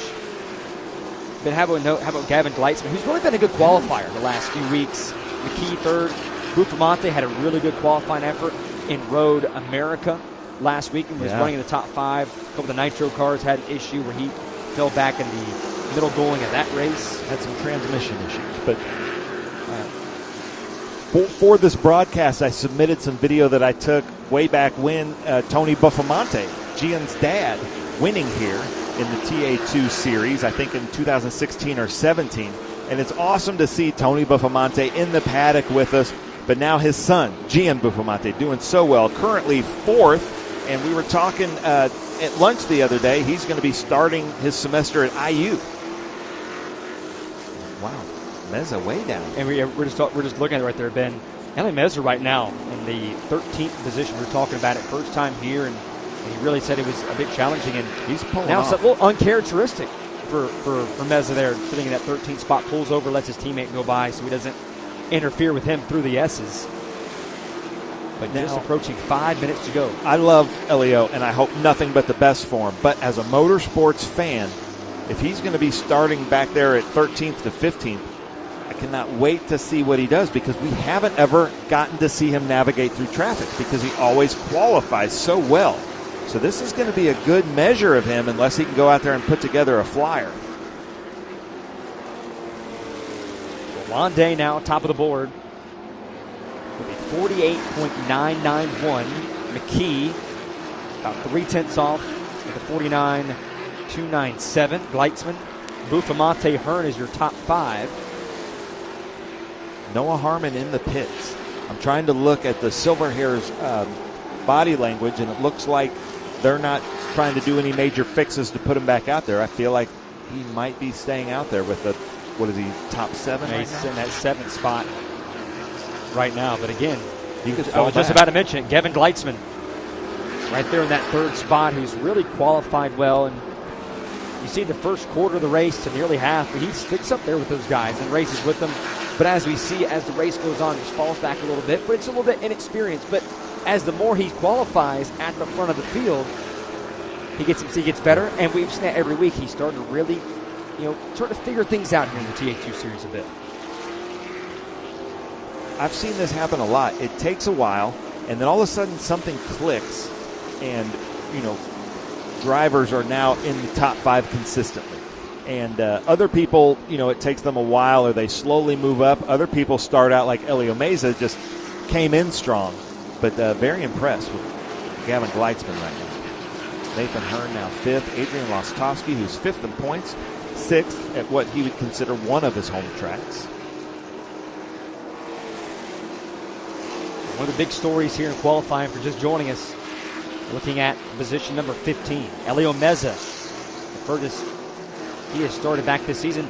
And Ben, this is a big qualifying event. We talked about it here coming in. The weather that's going to be here in the rain, and really the challenges that presents, the spray that you have pretty much row 4 on back, and have to navigate it going down the hill into turn 1 and kind of all spreading wide. That presents its own challenges for tomorrow. Yeah, it basically, at that point, when it's raining like it did here a couple of years ago, it's which crew figured out visibility the best. We've seen RC plane engines blowing. We've seen DeWalt blowers at the windshields. We've seen heaters, Rain-X. Everybody tries a little bit of everything. I don't think anybody's found that magic formula yet. But what happens is there's no, traditional wheel wells in these TA2 cars. So the water splashes up onto the headers, causes steam, and then just no visibility. Surprise Matos is 14th. I thought he would be up in the top 10, our most winning driver in Q3 Architecture TA2 Series. And Nick Middleton, if you're watching, man, do we miss you. It just doesn't feel like a Trans Am paddock without having Nick Middleton in the paddock. Okay, so Elio, he actually backed it down, and then he went back up and got back up to speed. What has he found here? Let's watch this. Elio Meza. Final corner at the line. P2. Elio Meza down that 15th spot, rockets up to the front row, and goes about as wide and using all the track limits he can. But what a lap to get him up there. I wonder if he was celebrating and forgot he's still got to drive the car here. Because he dropped down to 12th or 13th, right? Well, I'm happy for him, but I also want to see him work his way through traffic at some point. The fan in you a little bit was I really want to see him going to go through the field. But yeah. What a lap. And look at that. Once again, there have been top 3. Team SLR, Day, Meza, McKee. See Laney Bice in that 9th spot. I tell you what, I know Tristan McKee well enough to know that he won't sleep well tonight knowing Meza got a couple tenths over him. It's all about, I was talking to Tristan a little bit. We had a feature here on Race America that's going to come out here in a few weeks, but just asking him a few things here and there, but more so just how do you race your teammates when they're battling the championship? And he talked about it. I'm just going to run my own race, run respectively, but still try to go out there and complete the sweep this weekend. Yeah, I've been nothing but impressed with Tristan McKee. Great to have him. I thought he did a fantastic acceptance speech at the banquet last year, and love watching what he's been doing in his career outside of Trans Am. Meza, see, what's he doing? Is he still couple seconds remaining? He's had a couple laps out there. This will now come back around to be lap number 6, and he's not going to get the checkered flag in time. However, how many laps has he done, though? He seems like he's done a lot of laps. Yeah, that's lap number 6. And Meza will stay put. Last time is a 49.6. So Alon Day for the Pro Division will be on the pole. The Pro-Am is coming up next, where a bit of a switching in schedule. The last few weeks we've seen the Pro-Am go first, and then the Pro would follow that up. But right now, Londe top of the board, Elio Meza second, third, Tristan McKee fourth, Gavin Gleitzman, another solid qualifying effort for driver 51. Gian Buffamante for Nitro, the top driver there in the fifth position. Nathan Hearn, Adrian Lostowski in seventh, Noah Harmon eighth, Laney Bice ninth, and for Team Cope in the 10th position, and Thomas Merrill rounds out your top 10 field. A few of the notes of Rafa Matos in that 15th spot, Tovo Twins in that 13th and 14th, Tanner Reif 19th for Team Silverhair. And again, the Pro-Am division coming up next here. But Ben, obviously we talk about this racetrack and the challenges it brings, and obviously a wider, or more, at least the track they run compared to NASCAR. They do run the boot here, which is one of the things that sticks out compared to watching your typical NASCAR race they had a few months ago earlier this summer in May. Andy Lally, we were talking yesterday in the truck. We were trying to do one race on the big course, one race on the NASCAR course, because it is doubleheader weekend, and we just couldn't make it happen. But if we do this again, I think we're going to try to make that happen. So that will create its own set of challenges of just trying to get used to the different courses. And the NASCAR course is shorter, but it is much faster. Was having some fun. You speak of that running two different layouts. Was having some fun with a friend of mine, and we were talking about Indianapolis. Maybe it's a doubleheader. You run the oval for one race, you run the road course the next one. We don't know what these TA2 cars can do in the oval, but we've always talked about that. See Laney Bice coasting her way all the way back to pit road, but talked about Alonde, top of the board. Elio Meza, that spent majority of that qualifying session hovering around that 14th, 15th spot, and had a solid lap to get him up there. It does put another lap on his tires. The majority of the field that I do want to see the note here, Ben. All these guys are released in the top six, all with 4, 5, 6 laps. Noah Harmon in the 8th spot, he only ran 2 laps. Thomas Merrill ran 3, but majority of the field looking about running 4 to 5 laps or more. We have some experts that joined us in the comments. Unta Medres said, Meza just looked like he had some uncharacteristic emotion in his drive. And some of the other people have chimed in like, yeah, something like, it's hard to rattle Elio Meza, as we've seen. And maybe he got rattled, or maybe he found something there at the end. I'm not sure. But I love that everybody's joining us in the comments with their expertise. Little drama here in TA2 qualifying from Watkins Glen International Raceway. Alonde, top of the board with the Pro-Am division up next on deck here in a pitch-perfect Friday afternoon here at the Glen.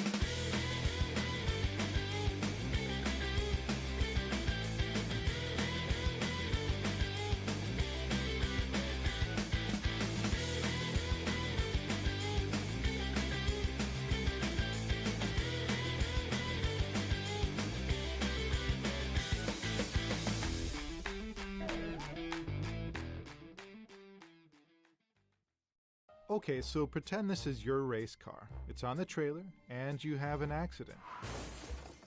Ouch! At least your truck's insurance will pay for another one? Yeah, not so fast. Standard insurance won't replace your race car, whether it's in the trailer, in the paddock, in the garage, or the repair shop. But at Haggerty, we can protect it for what it's really worth anytime it's off the track. No matter what or where you race, offer less than a set of race tires. Haggerty, let's drive together.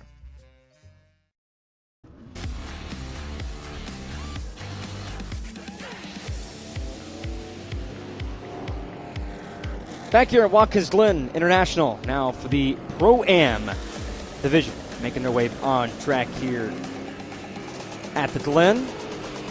Going second. Usually the last few weeks we've been talking about how as far as this qualifying schedule, the pros usually go last. This time the Pro-Am is going to follow the Pro division, and one of the guys that leading us out right here, Jared Audrick, coming here this weekend. Some new looks here as far as rocking the Pop Art Snacks, black underwear, Chevy Camaro, and it was asking a little about this, and it was a friend of Audrick's holds minority ownership in the brand. It's gourmet popcorn, and just had a chance to try it out, sampled a little bit yesterday. It had the jalapenos.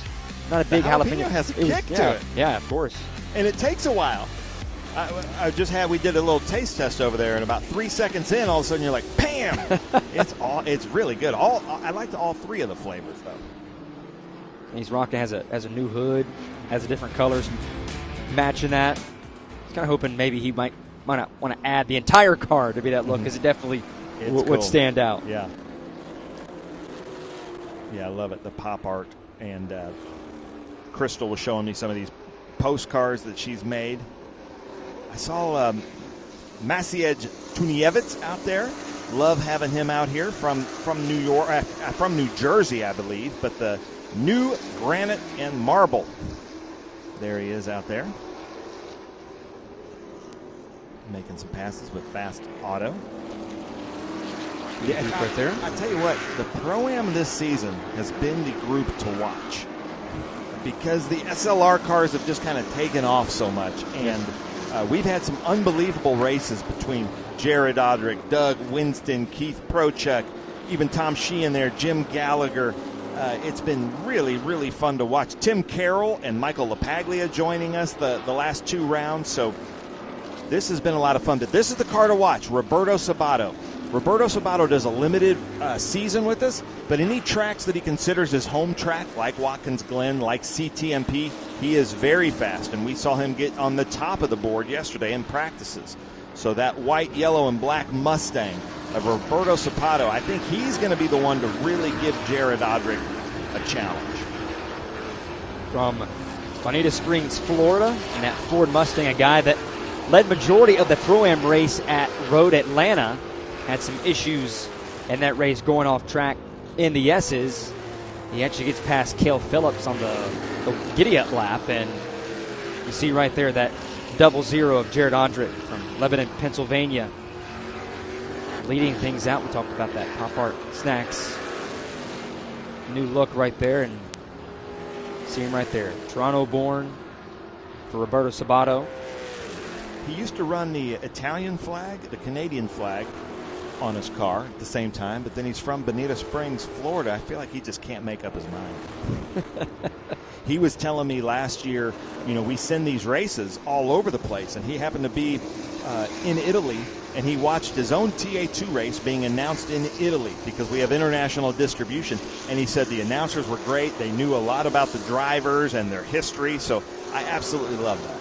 But look, he's already catching up to Audrick already as they're approaching the uphill to the exit of the boot. A guy who's been pretty fast this week in the Pro-Am division. And he's Sixth Gear is his team. They have a shop up at CTMP, but he also considers Sebring one of his home tracks, Watkins Glen, CTMP. You said he did really well at Michelin Raceway Road Atlanta. So let's see. And there's nothing Jared Audrick likes more than a little competition. He thrives in competition. Yeah. And he has a mirror full of the driver of the 61 right there. He's catching a bit of a whiff of a draft down the straightaway, and he'll get it going all the way through the S's here. And it's really important how you get off of turn one to carry that speed all the way through the S's and down the back straightaway towards the bus stop. You're basically the exit of 1, you're flat until the bus stop. But what I would love to know is if Troy is telling Jared, let Sabato go by, and that's just not in Jared's nature. Troy with TRB would be on the headset with Jared. And sometimes you usually see, especially with the top 3 guys, they like to spread apart a little bit, get them more track room. But maybe Sabato wants to try and follow behind the 00 to see some things that maybe might help him fix his line, because sometimes guys drive better when they're right behind somebody because they try certain lines to help them out. But Sabato, he's going to be pulling that move. He gets a little wide there on exit, pulls up a couple marbles back on the racetrack. A little off-roading there for that Ford Mustang. He is the faster car right now. In qualifying, it's pretty easy to get frustrated. To being the faster car, you either need to just kind of make a gap or just make a pass. Ben, you and I were talking during break. One of the unique things that we're going to see potentially this weekend with the rain coming in tomorrow, as far as right now, the weather looks like it's going to stop around that 1 o'clock range. That's the time the TA2 race starts. Mm-hmm. So obviously, you most likely are going to see a wet track when they start out. When do you start to put on dries? Yeah. When does a track start drying up and you put the slicks on? In a downhill pit lane with a limited crew, pit lanes on the other side than what we're normally with all season. So it's just lots of factors here. We saw a great shot there of Cale Phillips, who's also doing very well in our Pro-Am Championship, with Mincy's graphics on the side. But so Sabato, I don't know if he's given him a gap or if Jared's turned it up a little bit. Audric, you see it in the bottom left corner of your screen, and that 20th spot right there behind Tanner Wright. Sabato potentially is laying back a little bit in that 22nd position at 52.361.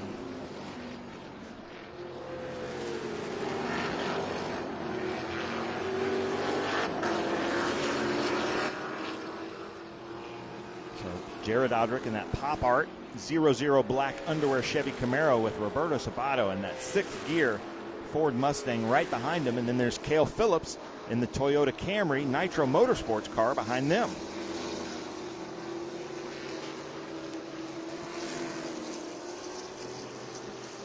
So as of right now, overall, Alon Day on the pole position for the Pro Division. You have Jared Audric leading the Pro-Am right now currently with a time of a 51.819.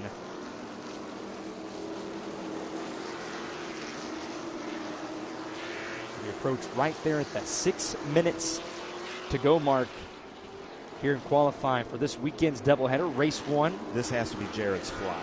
They're going way out, and maybe Roberto. And Roberto might be benefiting a little bit from kind of a toe draft from Jared. See what he gets here. Will improve his spot to 17th overall. Sabato will move up to 19th. 0.2 of a second between those two. And they've got Eric Caden between them. So 151.322 for Audric. 151.503 for Sabato. And you got Cale Phillips, 3rd overall in the Pro-Am, who's ran a 151.964. With 5 minutes to go here. But again, race 1, that will be tomorrow afternoon at 1 p.m. You see it right here on Racing America. Race 2, 11 a.m. Eastern on Sunday. So 2 races within 24 hours. Going to really test the mind this weekend here, Ben. Yep. And I'm a little nervous, too, about what I said about Jared and Roberto. Jared's going to be pissed at me for not thinking he was going to be top of the board, and he's not the kind of driver you want mad at you, you know. Might be good staying up here, maybe. Maybe. My little tree house, my safety tree house. But Roberto Sabato, you can't count him out. But, man, Jared Audric, like I said, he's just one of those. He thrives under the pressure. He sees Roberto behind him, and that would motivate him. Almost any other driver in the field, it might do the opposite. Here we go. There's Matt Gray, who finished on the podium with us at Sonoma. It's great to see him out there. Aiden Dorvey in that 24 that's there behind him from Scarborough Family Business sponsor. One of the closest drivers geographically up here in Watkins Glen, New England, to the Finger Lakes. Not a short haul down the road. Cale Phillips coming in.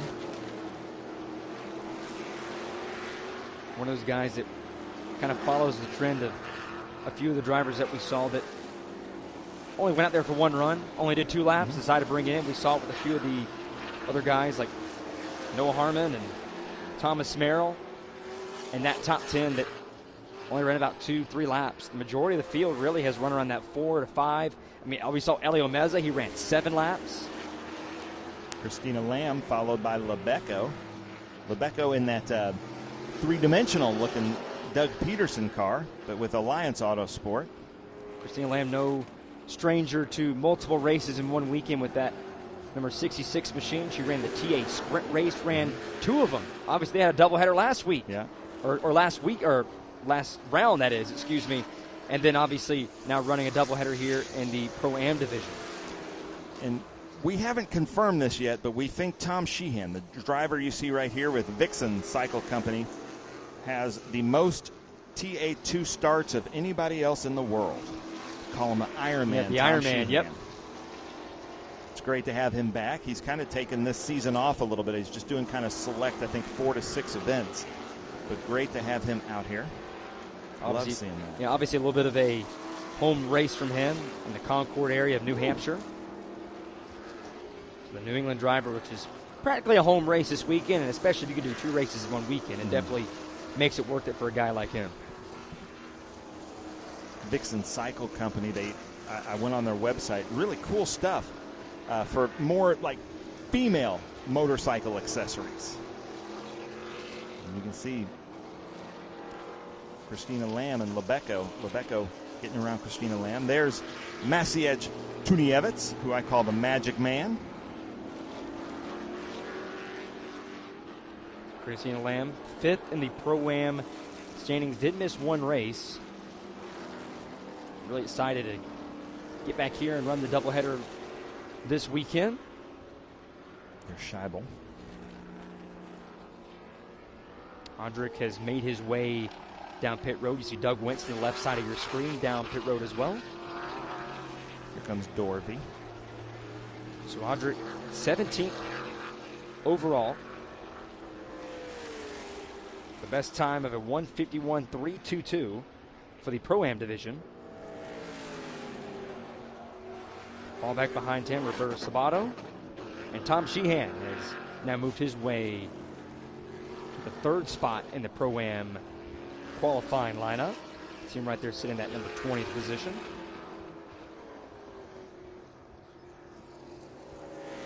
We're going through the bus stop. That long carousel, which can be really easy. You want to pick up the throttle just a bit quicker there. You kind of have to let it rotate all the way through and then be patient with it before you get right back onto the gas. You're just trying to feel that left front tire and how much grip you get. And then there's Jim Gallagher with the regulator, number 16, longtime TA2 competitor.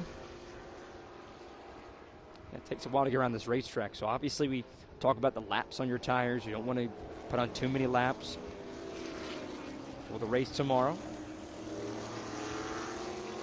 16 of Jim Gallagher right there.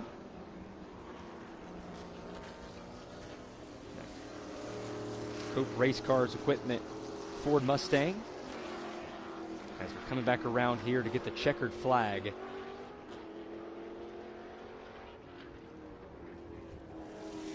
As driver 16, final corner.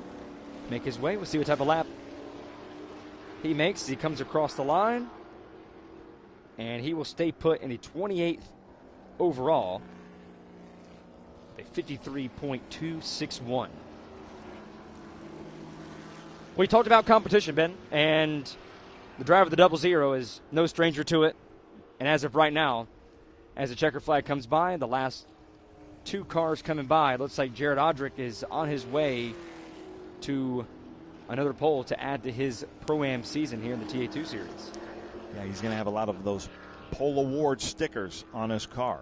He's doing really, really well in the Pro-Am Series, but I think Sabato might have something for him in tomorrow's race.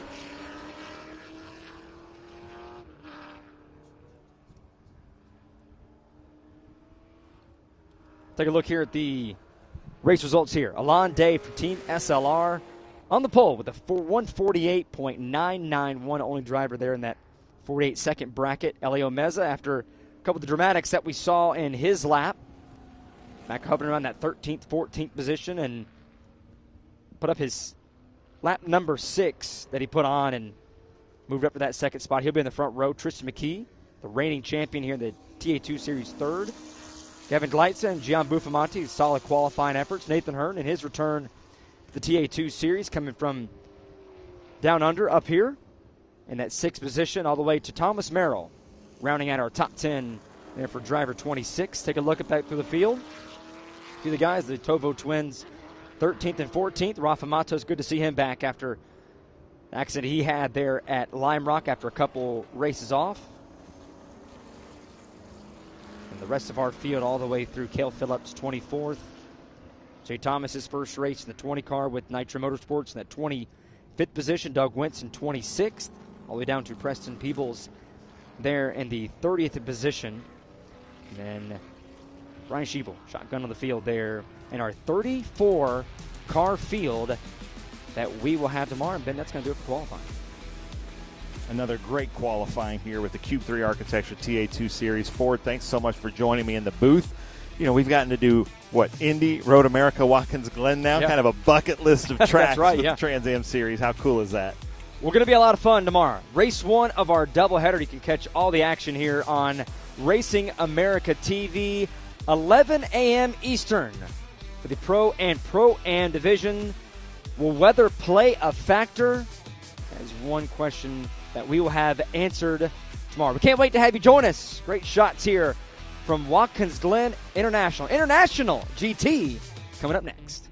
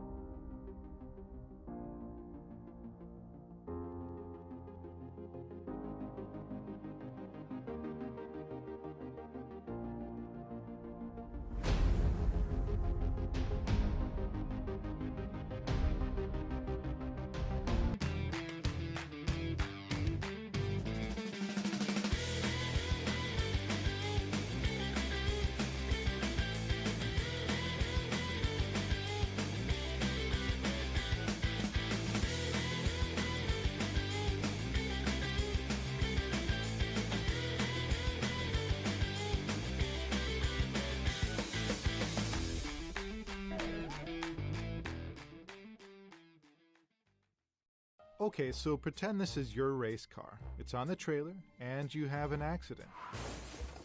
Ouch! At least your truck's insurance will pay for another one? Yeah, not so fast. Standard insurance won't replace your race car, whether it's in the trailer, in the paddock, in the garage, or the repair shop.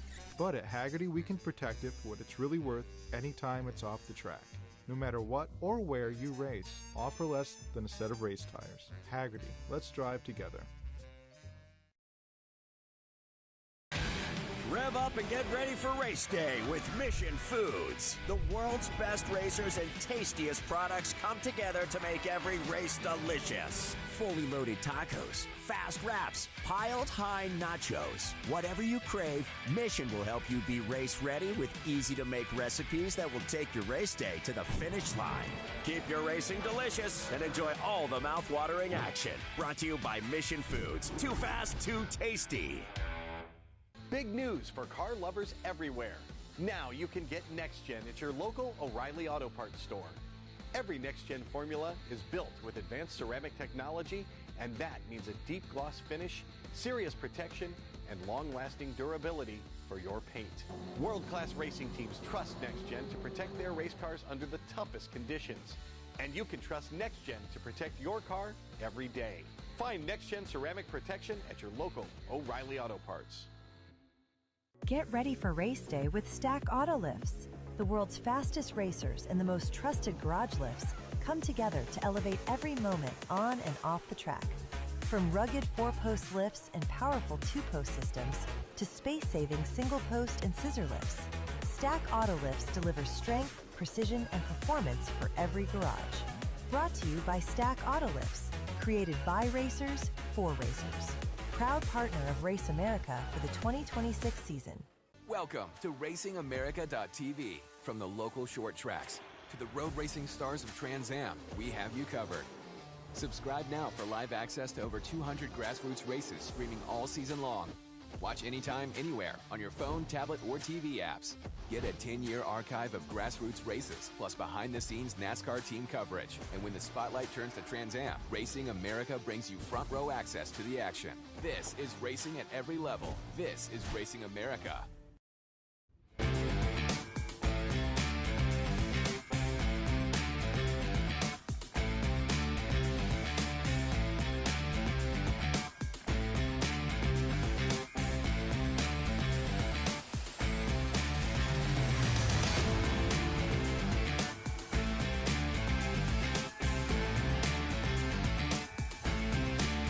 Sunoco offers a full line of racing gasoline, formulas, and accessories. No matter what type of racing you partake in, Sunoco can meet your fuel needs. For more information, go to Sunoco.com, the official fuel of Racing America. Ticers Live provides specialized insurance solutions for the global entertainment and sport industries.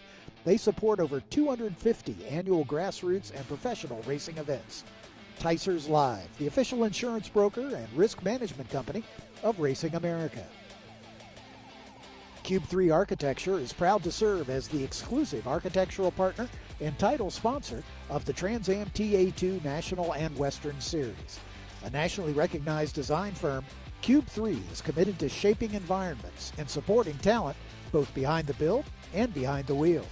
Driven by creativity, performance, and precision, their passion for design mirrors their passion for racing. Cube 3 Architecture, proud title sponsor of the 2026 Trans Am TA2 Series.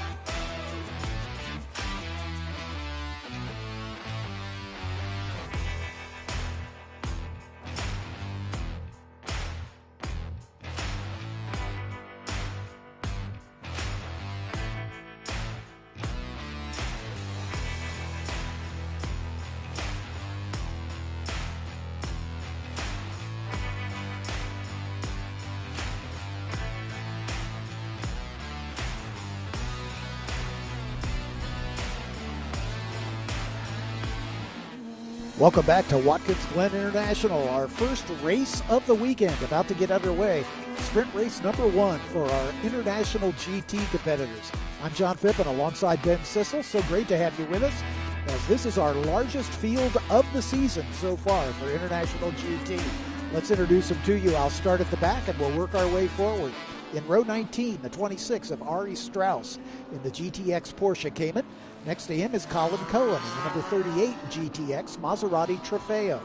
In row 18, there we go, it's the 30 of Richard Grant in a 4-liter Cayman. And the 186 of Mike Beers in a GT 3.6-liter car. Moving forward to row 17, the 19 of Torsten Gross in a 3.8-liter Cayman, and the 127 of John Alexander in another 3.8-liter Cayman. Row 16 has the 11 of Maria Mejia in a Cayman, a 3.8-liter, and the 63 of David Harrington in yet another 3.8-liter Cayman. In row 15, the 167 of Andrew Smiley in a 3.8-liter Cayman, and Richard Walker in the number 67 Cayman 3.8-liter.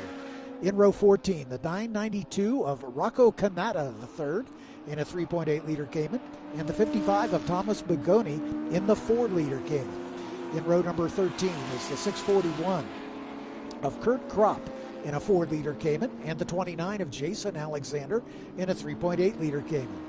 In row 12, Jeff Offlerbach in the number 10 4-liter Cayman, and Ross Goldstein in the 714 in another 4-liter Cayman. Row 11 has the 9 of Ryan Camp in a 4-liter Cayman, and Joe Rizzo in the number 24. That's a 4-liter Cayman. Row 10 has the 17 of Richard Zulman in a 4-liter Cayman, and the 14 of Zachary Bradford in another 4-liter Cayman. In row 9 is car number 79 of Coleman Hall in a 4-liter Cayman, and one of the GTX cars starting 17th because of a driver change. The Victor Spivak is now aboard the Lamborghini Huracan, number 76.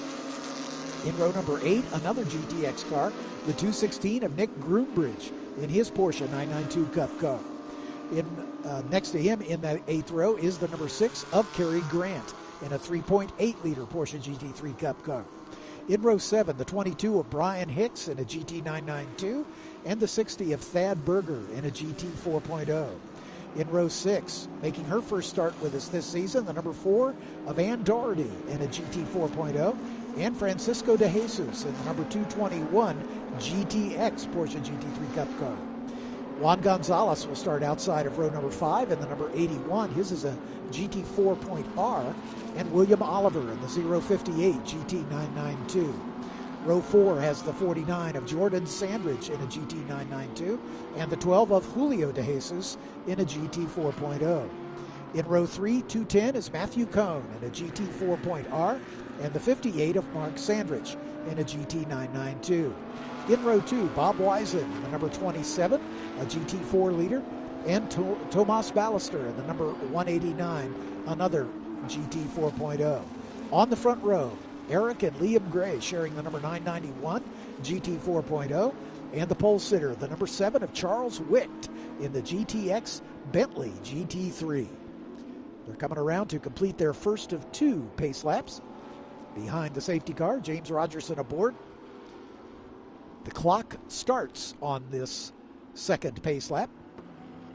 Wicht and Liam Gray on the front row. Tomas Ballister and Bob Wisen on row 2. Mark Sandridge and Matthew Cohn. On row 3, Jordan Sandridge and William Oliver. On row 4, Juan Gonzalez and Ann Doherty. On row 5, Thad Berger and Brian Hicks. Row 6, Cary Grant and Nick Groombridge. Row 7, Bruce Ledoux has been replaced by Victor Spivak in the Lamborghini. They are starting in row 8 alongside Coleman Hall. Row 9 has Zachary Bradford and Richard Zolman. Row 10, Joe Rizzo and Ryan Camp. Row 11, Ross Goldstein and Jeff Offlerbach. Row 12, Jason Alexander and Kurt Kropp. Row 13, Thomas Bigoni and Rocco Canada the third. Row 14, Richard Walker and Andrew Smiley. Row 15, David Harrington and John Alexander. Row 32, Torsten Gross in the No Hands Machine. Mike Beers alongside him. Richard Grant and Colin Cohen share row 17. Ari Strauss and Julio de Jesus in row number 18, and Francisco de Jesus alone in the last row in the number 221. Watch for the De Jesuses to move up through the field. It's not like them to be starting from the back. If you're joining us in the chat, let us know about any driver information you may have, who you're rooting for, where you're watching from. If we get something wrong, feel free to yell at us in all caps. We've got BGB Motorsports Group watching from pit lane, the number 24 and 55 cars. So BGB, we're going to make you our honorary pit reporter. Let us know what's going on down there in the comment section. But look at that beautiful Charles Wicht Racing Bentley. Absolutely love that car out front in the GTX class. 18 Stuttgart cars, 18 Mission Foods GT Cup Trophy cars, and then 5 GTXs. What a healthy, fantastic field of international GT cars on this beautiful day at Watkins Glen. Indeed they are, as they're working their way through the sole of the boot down toward the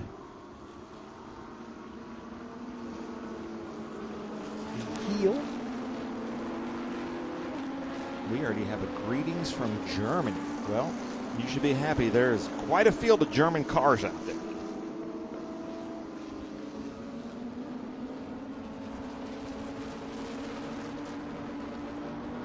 And Holland. This truly is International GT. Our first two to report where they're watching from is from Holland and Germany. This is a split start. Here's our Stuttgart cars, the Caymans. They have the yellow bands over the windscreens. Starting with the 18th position on the starting grid, Coleman Hall. Watch for Liam Gray here in this Porsche to do everything he can, but I don't think he's got the muscle to get around this Bentley into Mission Foods Turn 1. I think that's unlikely, but we'll see. As they come to the attention of the starter, there's the green. Juan Gonzalez jumping out, making it 3 wide in the run across the line as they head down into Turn 1. And Wicht in the Bentley looks like he's got the advantage as he bends it into that first turn. And Gruber slotting in right behind him in the 216. Just like in practice, Tommy Ballister and Bob Wyson can't get away from each other. Right behind them is Juan Gonzalez. And here's the Stuttgart. Look at that field. Sweeping around the outside of turn number 1, down into turn 2. And here come the De Jesuses up through the field. Not sure why they had to start at the back of the Stuttgarts. They must have been late to grid or something. That could well be. Juan Gonzalez in the 81, right behind him, the 210. Should be Cone. Matthew Cone, yes, sir. Matt Cone is the points leader in the Mission Foods GT3 Cup coming into this weekend's racing. Well, Ballister staying there with Gray. Yeah, right on his back bumper.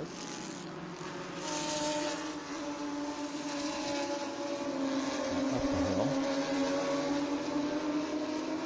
You understand the 67 car, Richard Walker, will have to do a drive-through for jumping the start. So Walker coming under the attention of the stewards.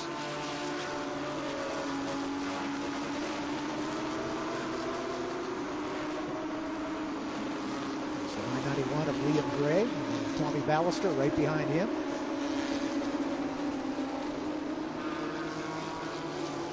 Bob Wyson and Mark Sandridge having a good battle just behind. So the 49, is that Mark or Jordan Sandridge? That is Jordan in the 49. Okay.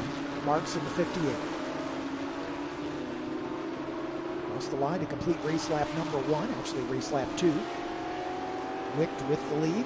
Gray, Ballister, Bob Wyson, Juan Gonzalez in 5th, Matt Cone in 6th. Jordan Sandridge now in front of his dad, Mark Sandridge, with William Oliver and Ann Doherty rounding out the top 10. Ann's doing great in her first start this season. She's no stranger to these cars, but this is her first start with us in the 2026 racing season. I'm surprised we haven't seen Bill Oliver's wife Emily join us here in the chat. Yeah, she was with us at Indy for both races, if memory serves. Road America, too. Yeah. There we go. Cone trying to give something to Juan Gonzalez. Juan Gonzalez following Bob Wyson here. They come around this carousel. Matt Cone coming into this weekend as the points leader. 67 car has completed his drive-through penalty, so he'll join at the back. Richard Walker. Matt Cohn diving down to the inside of the toe of the boot. He's trying to get into Juan's mirrors, isn't he? Yeah, and fell back in single file as they get up over the hill here and then back downhill sharply into the heel of the boot.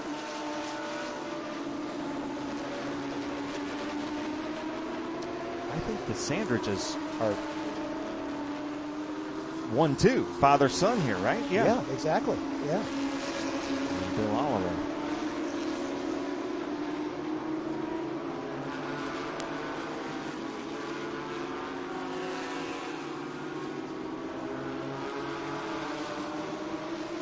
You can hear that Bentley rumbling by our commentary position. Very different exhaust note than these Porsches and the Lamborghini in the field. Bob Wyson doing a great job leading this second wave of cars and running in fourth position.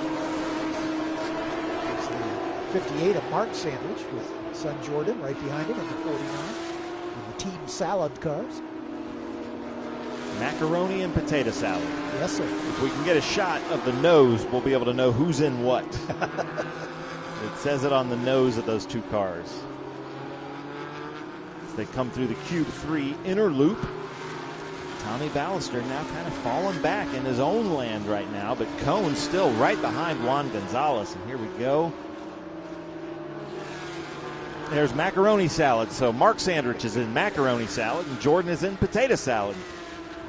Grandma's Salad, the sandwich company. Mm-hmm. Thank you, Joey, for that shot. Through the laces of the boot. Now, remember, Cohn tried to get into Juan's mirrors on the inside. Let's see if he's got anything in here into the brake zone. He goes he's again. going. Juan sees him. Yeah, Juan sees him, lets him by. Let's see if Juan can do the over-under move here as they climb up the hill here at the exit of the toe. He's thinking about it. He's going to repay the favor here, but then falls back in single file. But Mark is. Mark Sandrich. Jordan and Mark battling. Mark Sandrich gets over Jordan. That was a great pass by Cohn, but only happened because Juan Gonzalez was aware of it. Yep. And we love that. You know, great pass by both drivers. Right behind Sandrich is Bill Oliver in there, or William Oliver in the number 058. Up into ninth position. Pank Racing is making a comment. Wow, what a turnout. Wish I was there. Wish you were here too. I'm not sure if that's Tom or Lucas, but wish both of you guys were here. Tom had a big incident at Mid-Ohio and damaged the car some. I know they were scrambling to get that car repaired in time for Road America and weren't able to make that happen. As you're watching the 60 car dive down to the inside, Thad Berger, and he's being chased by the 76 with now Victor Spivak in that car. Victor Spivak, powered by chicken, is what we've been told to say. Okay. And I had a great question here from Planet Spotter about the number 81 car. It looks different than the other cars. It's actually a GT2R. That's why. Yeah, it's actually a GT2 car. It runs in the GT4R class, or GT3R class, I should say. This is a good battle. Bob Wise and Matt Cohn now. And that's where Matt Cohn likes to make the pass. Yeah, he's happy down in that downhill run down into the toe of the boot. Tommy Ballister pretty much by himself now in third, but here comes Cohn down into the heel. A good job by Bob Wisen to keep him at bay. As we go right out to the edge of the track, back steeply back uphill into turn 9. We rejoin the NASCAR track. Cohn's content to stick single file here as they work their way through turn 10 and 11. We're about to have a food fight here between Mission Foods and Grandma's Salad. Mark Sandrich right behind Juan Gonzalez as they're going to be coming down into the Mission Foods section of the track. Mission Foods turn 1. And Bob Wyson still has Cohn right behind him. And Bill Oliver, uncharacteristically, is kind of behind this whole group. Mark Sanders looks inside. That's Jordan, actually. Jordan's in the red one. Mark's in the blue. And Jordan makes the pass. I'm so used to Mark being in the red one. I'm sorry. Yeah, well, they swap back and forth. Yeah. You know?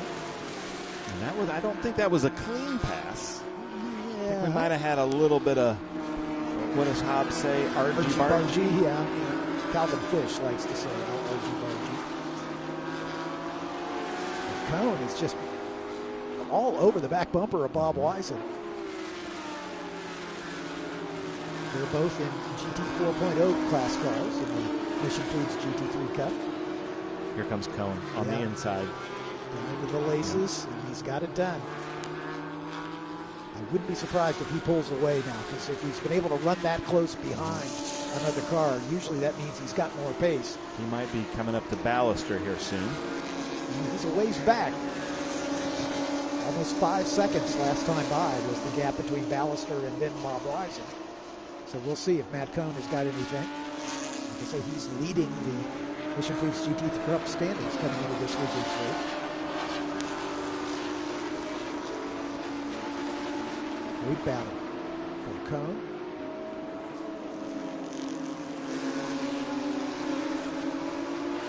Jodeker is saying that was an optimistic pass. I'd have to agree with that a little bit. I think the number 81 would agree with you as well. So it's Cone, Wisen, then Jordan Sandwich, followed by the Mission Foods man, Juan Gonzalez. Everybody's getting ready for Juan's party tonight at the Mission Foods Hauler. Right at the tail end of that group is Bill Oliver. So here's the Stuttgart Cup mixed in with the De Jesuses.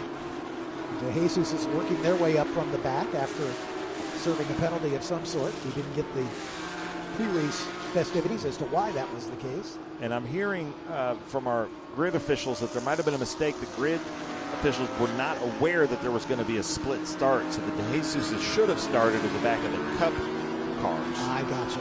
But they were put at the very back. So they're having a very exciting race, working their way through the Stuttgart Cup cars. Coleman Hall is the leader in the Cayman class for the Stuttgart Cup, running 11th right now.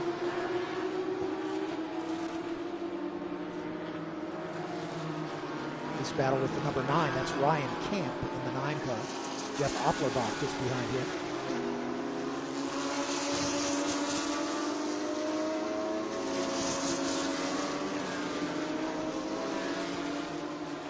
Good battle there between Brian Hicks and Zachary Bradford. Brian Hicks in the 22, Zachary Bradford in the 14. They're running 13th and 14th, respectively.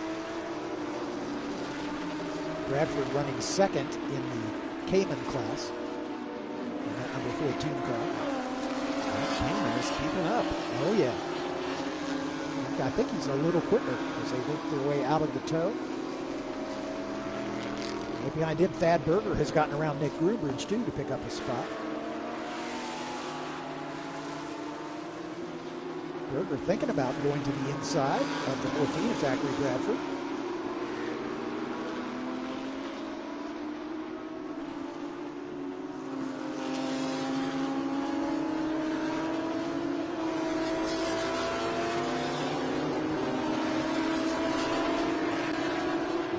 What I love about International GT is that throughout the field there's great racing to be seen. Yeah, anywhere you look, you're going to find a clutch of cars running together. This is a great 3-car battle here. So I can't see timing and scoring, but can you give us an update who's leading in the Stuttgart Cup? Absolutely. In the Stuttgart Cup, it is Coleman Hall. He's 11th overall in the number 79. Second in the Stuttgart Cup, Zachary Bradford in the 14. He's part of this battle. That's him second in this group. Wow.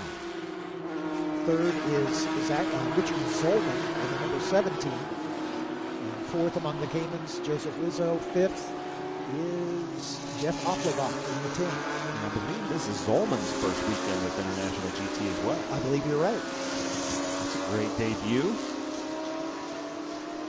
Ryan Hicks leading this group with Zachary Bradford right behind him.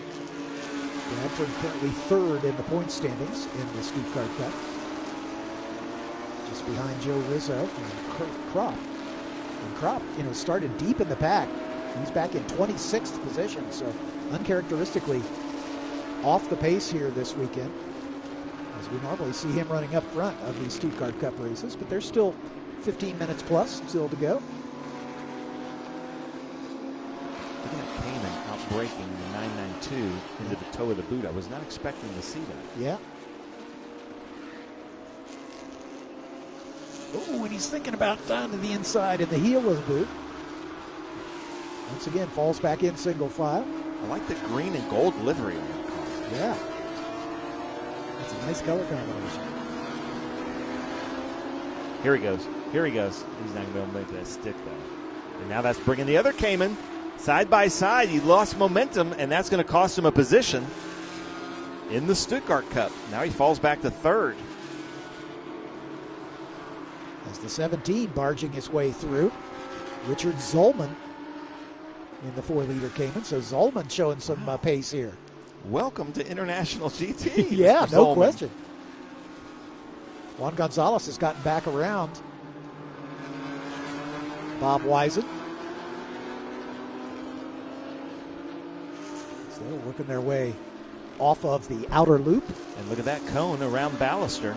Cone is on a tear. He might be giving Liam Gray something here. Yeah, he's up to third. And he's only, he's 21 seconds behind. Yeah, so.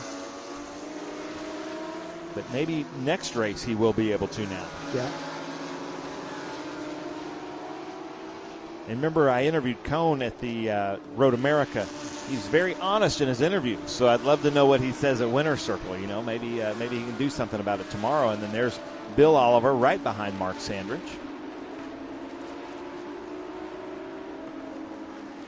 Oliver going just a little bit wide there at the exit of the heel.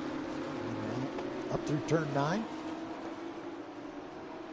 Do we have some comments? How much time is left in the race? Do we have anything that says that? I don't have time remaining. Okay. We're about 19 minutes into it. These races are usually about 30, 35 minutes. So we're in the second half. Let's put it this way.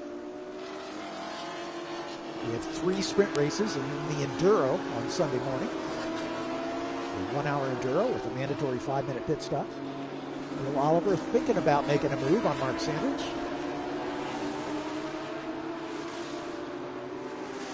While Jordan sprinting away from his dad up in front. Here come the De Jesus twins. They work their way through. Francisco in the 212. Julio in the 12. And Julio thinking about making the move on Francisco. They just can't get away from each other. Yeah. As they come up on Nicholas Groombridge. That's the battle for 18th position.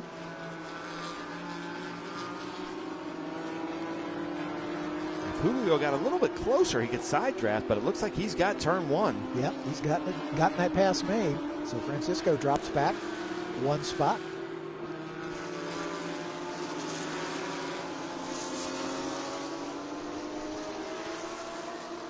Francisco in the 2023 GT3 Cup 992. Julio in a 2019 GT3. They come through the Cube 3 architecture inner loop here. I would say those are pretty much twin cars, even though they're different cars, different iterations. Different vintage, yeah. About 4 years difference in the age of the cars. And here they come up on Groombridge.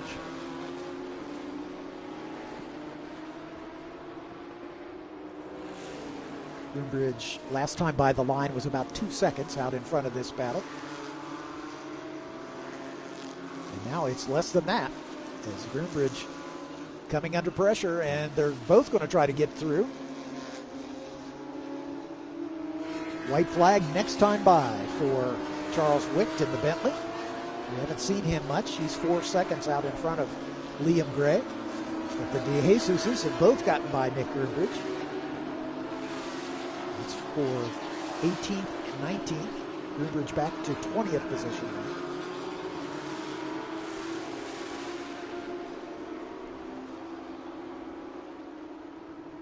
Liam Gray able to stretch his lead over Cone.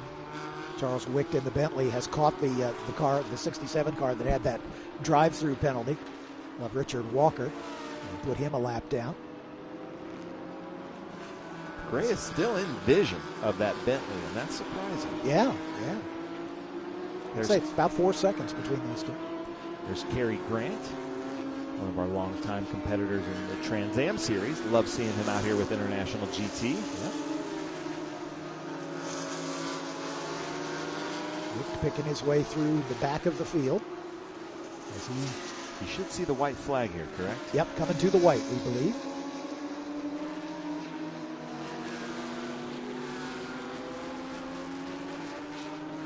One to go for Charles Wicht in the GTX Bentley GT3 2020 vintage.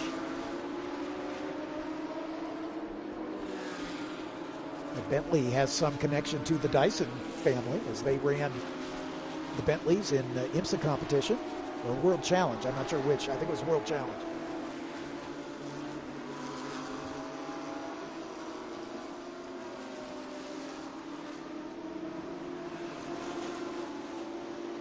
Well, he went deep there. Yeah, a little bit too deep, I think.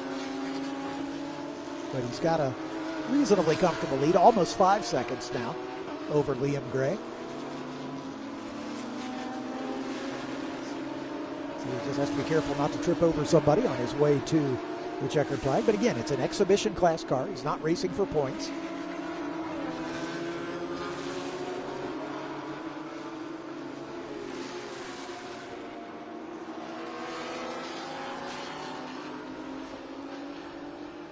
Just working his way through the traffic.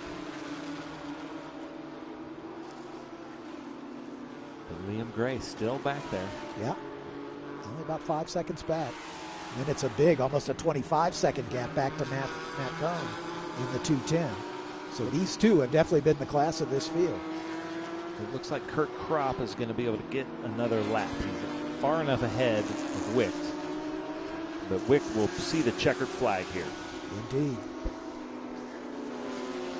On to the final turn of the racetrack. Turn 11. Past the pit entrance, and the checkered flag awaits for Charles Wicht. And he will see it. Wicht takes the win. Liam Gray working his way through traffic. And he is across the line in second spot. 4.7 seconds, the margin of victory. And it's going to be a bit of a wait for Matt Cone in the 210. As he is some 25 seconds behind this battle. The Lamborghini, number 76, with Victor Spivak. Oh, I didn't even notice that. The Italian flag on the underside of the Lamborghini wing. I like that. Nice little touch there. Yeah. Spivak bringing it home in 12th position after starting 17th, so he's up about 5 spots. Juan Gonzalez takes the checkered, as does Bob Wyson. Bill Oliver, Mark Sandrich. And Doherty would be next in the number 4. And that should be our leader in Stuttgart, Coleman Hall. Yep. He's across the line in 11th position. And Spivak in the Lamborghini. And another the GTX. And Richard Zollman still coming to the line, but he'll finish in 13th spot. And third amongst the Caymans. Colin Cohen in that Maserati Trofeo. There's Zollman across the line. Zachary Bradford running third or fourth amongst the Caymans. And Thad Berger in the number 60. Julio De Jesus up to 16th after starting on the last row. Brian Hicks in the 22 GT992 finishing 17th. Joe Rizzo in 18th. Francisco De Jesus in the 221 with Nick Groombridge just behind him. Jeff Offler back in the number 10 Cayman. Ryan Camp in the number 9 Cayman. David Harrington, Ross Goldstein. As here's the full rundown. With Charles Wicht and Liam Gray only 4.5 seconds apart, and then almost 30 seconds back to Matthew Cone. So that's a great run for Liam Gray. You expect that from Charles Wicht. That Bentley has been awesome every time it's run, but Liam definitely putting in some good laps in that 991. Tomas Ballister in the 189 coming home in fourth. Jordan Sandridge in fifth. Juan Gonzalez sixth. Bob Wisen, Bill Oliver, Mark Sandridge, and Ann Doherty, your top 10. Coleman Hall, quickest of the Caymans, with Victor Spivak in the Lamborghini. Richard Zolman on debut here this weekend in the 17. Zach Bradford in the 14. Bruce Ledoux, that's an anomaly, as Ledoux turned over the 76 to Victor Spivak. Thad Berger, Julio De Jesus, Brian Hicks, Joseph Rizzo, and Francisco De Jesus. And we're only halfway through the field. Nick Groombridge, Jeff Offlerbach, Ryan Camp, David Harrington, Ross Goldstein, Kurt Kropp, the points leader in the Cayman class, and then the first car a lap down, Thomas Bagoni in 26th position in the number 20, in the 26th position in the number 55. Jason Alexander, Cary Grant, Andrew Smiley finishing 29th. And here's the final 7 cars. Richard Walker, after his drive-through penalty, good recovery up to 30th. John Alexander, Mike Beers in the oldest of the GT3 Cup cars here. Followed by Colin Cohen in the Maserati, Richard Grant, Ari Strauss, Torsten Gross in the hands-off car, and Wako Kanata making his debut with us, bringing up the rear. What a great start to the International GT. Absolutely. We could not ask for a better race to start it. Tomorrow we might have a little rain to contend with, and so we hope you'll join us for that. We've got one more session to go this afternoon, and that's the second and final practice for the FRP Formula 1600 Formula Fords coming up next. I'm John Phippen. He's Ben Sissel. We'll be back with you after this break.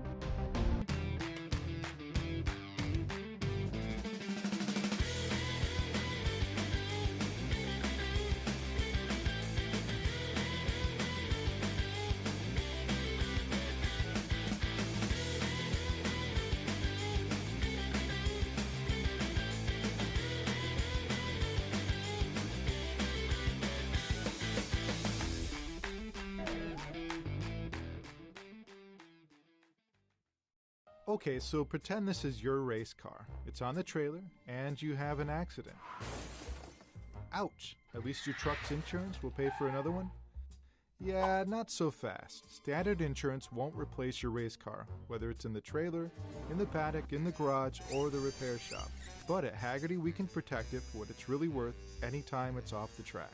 No matter what or where you race, offer less than a set of race tires. Hagerty, let's drive together.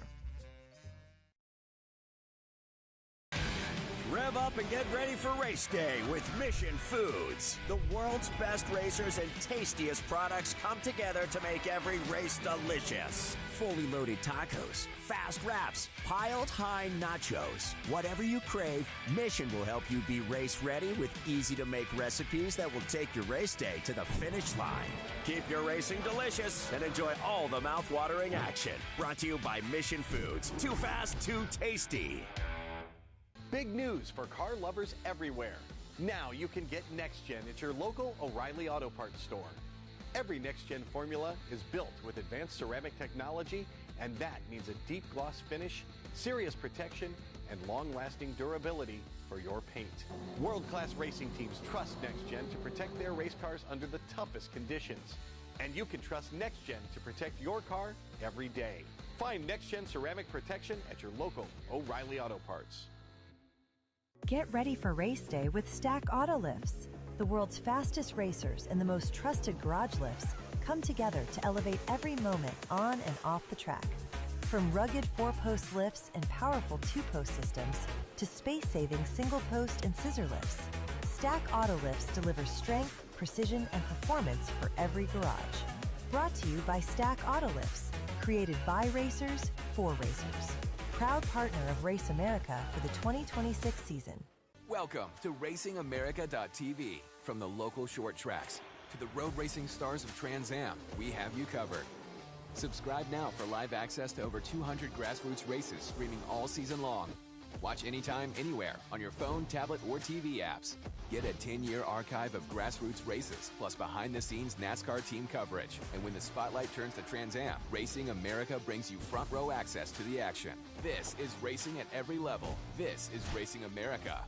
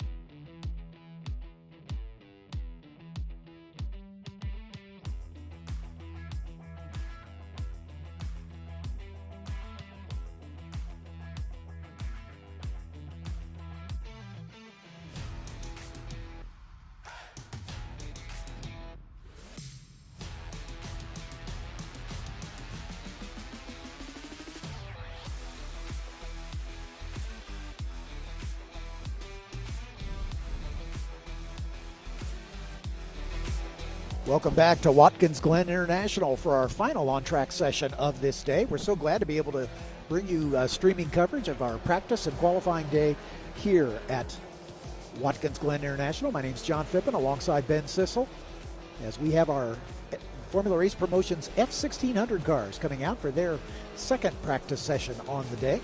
These drivers will qualify tomorrow just before the lunch break in preparation for their 2 heat races and a feature race throughout the course of the weekend as these Formula Fords make their way out onto the racetrack. There are some Masters drivers in the field as well. I checked the regulation on the Masters drivers. It says it is 39, and then there's an asterisk says in the honor of Jack Benny, who used to say he was 39 until he was in his 90s. So I'm guessing the Masters is somewhat older than that, but that's the official cutoff.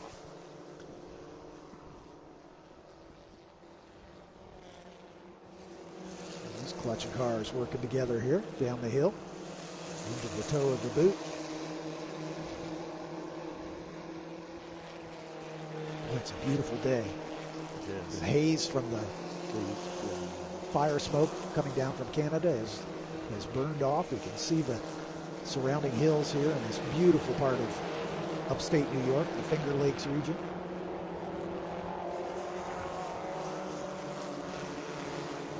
We'll see how tomorrow shapes up, what a difference a day might make. Yeah, we've gotten a little bit of everything this weekend. Yeah. You know, I've watched so many F1600 races, always so impressed with their racecraft. We were talking about how they might change lead 5-6 times a lap, not just in a race. Yep. Never watch their practices. You know, in their practices, it's a totally different experience. They try to spread out a little bit, and they're just out there just seeing how the car works. And then I'll watch probably qualifying for the first time tomorrow, too, and that might be something totally different. Yep. Yeah, actually in qualifying, they'll spread out quite a bit, although at this track there is some drafting to be had, so we might see them pack up and do a little drafting on the run through the long straightaway here, on the run down toward the inner loop.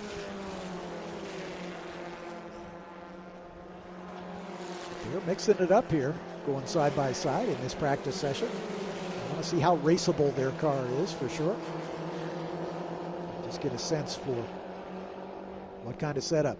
It's all about mechanical grip, as these cars do not have wings or other aerodynamic aids, no underbody tunnels to generate downforce.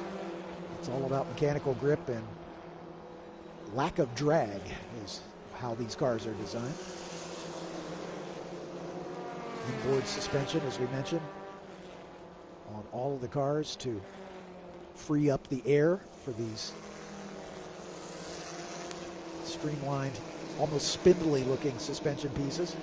Narrow tires compared to what we see in most open wheel classes. A true driver's class. Yes, sir. No question about it.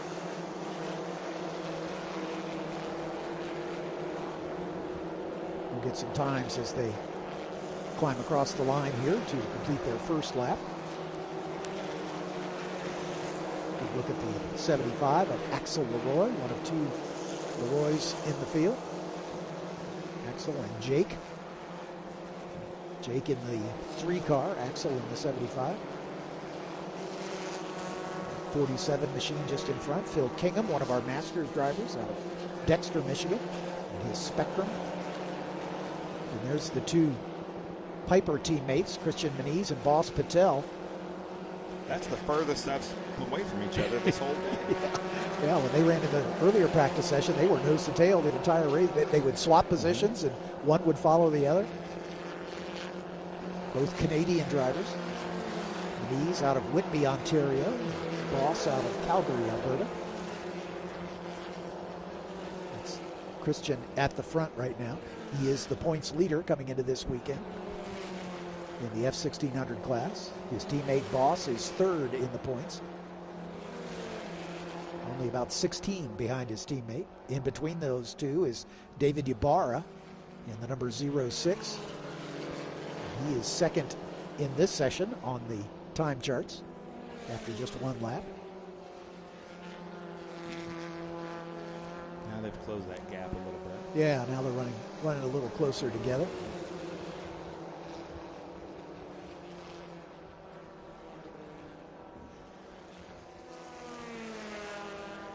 Here's the pass. Yeah, that was by design. Boss Patel now takes over the top spot.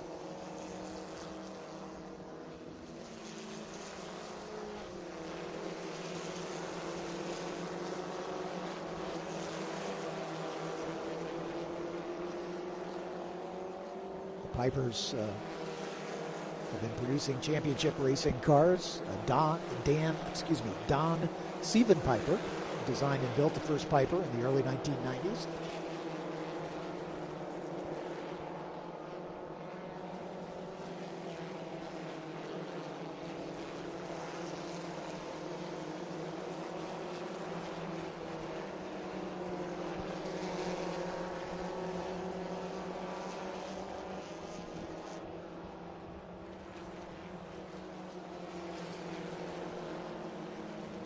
Into the heel of the boot is what they call it. Uphill, there's a bump here, somewhere in the middle, right there. Yep. You see there's a drainage just below that. That's probably a drainage pipe underneath that portion of the track. They repaved all of Watkins Glen about 10 years ago, and it seems like it's wearing really well. That 8 car is John Dole in his Ray Formula 1600, the only Ray in the field. Somebody's into the pits.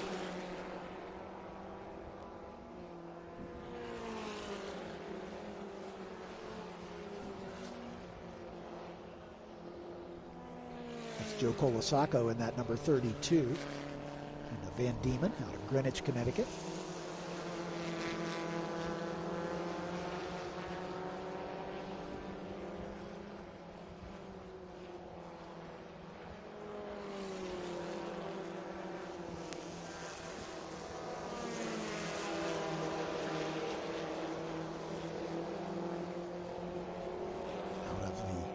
Outer loop and on the way down the chute toward the boot.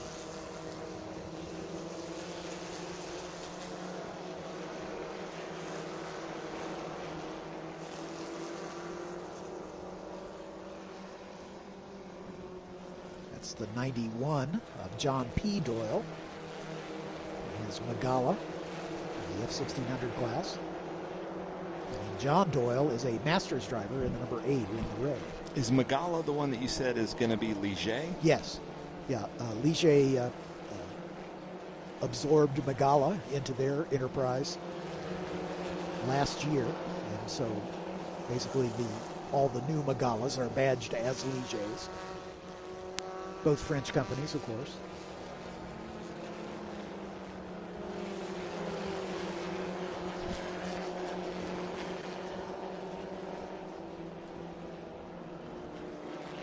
They're all running such clean lines, and that's so important for momentum cars like this with mechanical grip. Just any little bit that speed that you scrub off, and you can see that they're all trying to hone in their line because tomorrow they qualify. Yep, that's where they're going to want to get the cleanest line, not worry about traffic, not worry about racecraft, just hitting their marks and putting in the perfect lap to start at the front.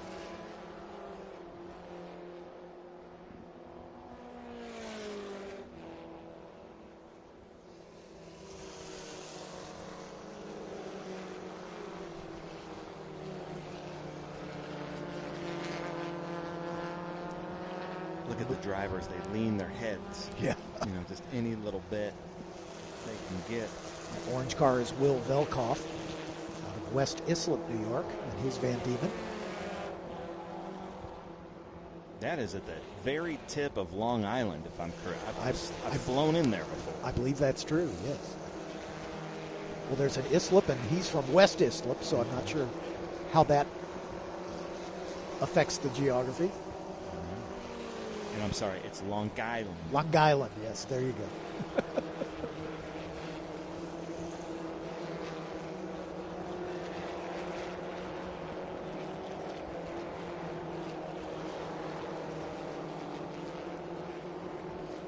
Now, it looks like the FRP stewards, and I apologize I wasn't able to go to their drivers' meeting, but it looks like they're enforcing the rules. Like they can't put four wheels over the white line. Correct. Where Trans Am was breaking all those rules today. Well, Trans Am wants to parrot the NASCAR rules, where track limits are nothing to be concerned about. So these open wheel classes a little more insistent that the drivers stay on the racing surface, as they should be. Yeah. That 9 car is Connor Clubine, making his first start of the season. Another of our Canadian drivers from Bradford, Ontario, in the Spectrum Honda.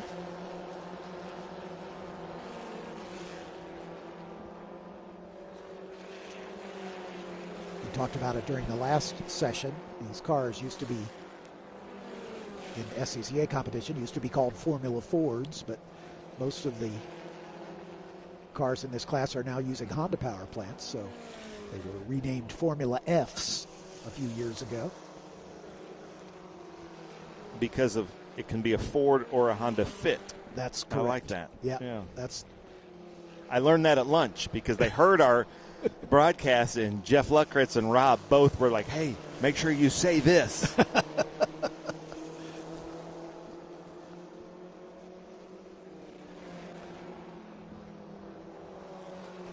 It's a beautiful shot there, but it doesn't do it justice how downhill and then uphill it really is at the toe of the boot. It is funny, too, like we go to all these tracks. Some tracks, it's just corner numbers. Yeah. Some tracks, they don't even refer to corner numbers, like Lime Rock. They don't even have a corner number. Yeah. It's just the name of the corner. Right. And then other tracks, it's a hodgepodge. Yeah, this is a little bit of both. Mm-hmm. Yeah, exactly.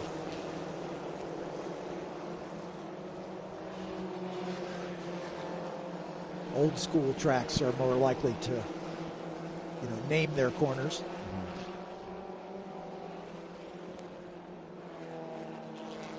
And then some drivers, they learn on a sim, and that sim might only have corner numbers. So I remember going to Mid-Ohio and talking to some of the Trans Am drivers, and it was their first time. I said, well, the keyhole. And they're like, what's that? And then I'm like, Thunder Valley. And they're like, well, I've never heard that either. Carousel? I don't know where that is. Yeah.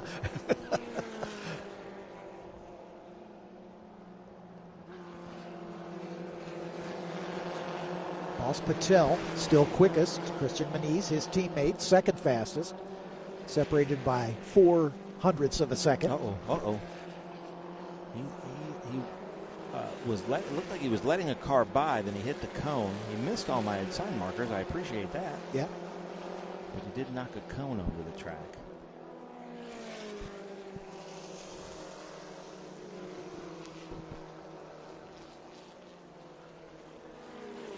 That's a great shot right there. That is such a difficult corner.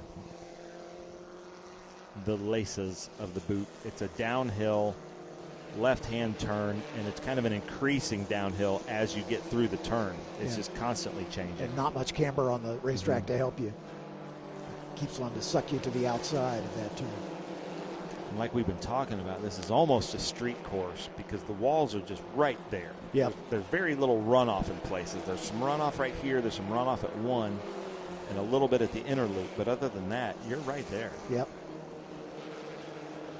I know a lot of folks have said, oh, man, I wish, the U.S. Grand Prix would come back here. The changes they would have to make to bring this up to contemporary, Formula One standings would be just prohibitive. And not only that, Formula One doesn't even consider the track anymore. Yeah. They consider the hotels, the airport. Yep. If, how nice are the hotels, their clientele. Like, you could have the greatest track in the world, but if it was in an area like this that didn't have enough hotels, they couldn't go there. Yeah. And that's sad because I'd love to see Formula One at like a Road America or something. And I think everybody in the Formula One paddock would love to see that. Yeah, yeah. But as any good historian, we got a caution flag out, John. Yeah, it looks like black flag all's been called to bring the field in. But I have watched all the Formula races or coverage that they had. Sometimes they just showed the highlights. They didn't broadcast them in the 70s. Yep. Sometimes they show the whole race, but some great races here. The 73 race was amazing. And interestingly, back in the day, this was always judged by the drivers to be one of their favorite Grand Prix of the year. I mean, it would rival Monaco as a race that they would want to. Now, a lot of that was because of Seneca Lodge. Yeah. And the parties that would happen here. Exactly right. And what did they call it? The bog? Yep. Yep. Yeah. Where they set fire to a school bus, among other things. So, yeah, this was a legendary race in the Formula One calendar, usually very near the end of the season.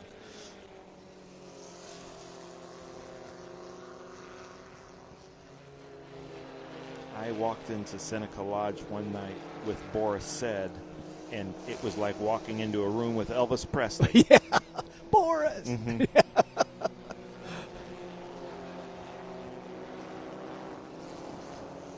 You can see all the corner workers just making sure the drivers are aware. Black flag coming to the pits. Yep. We appreciate that. Some fantastic corner workers here. Of course. That's what the black flag means. Unless you're running under FIA flagging rules, and that would be a red flag to bring everybody into the pits. So these are SCCA flagging rules. And in my world, Black Flag is one of my favorite punk rock bands. There you go. And it's also an insect repellent.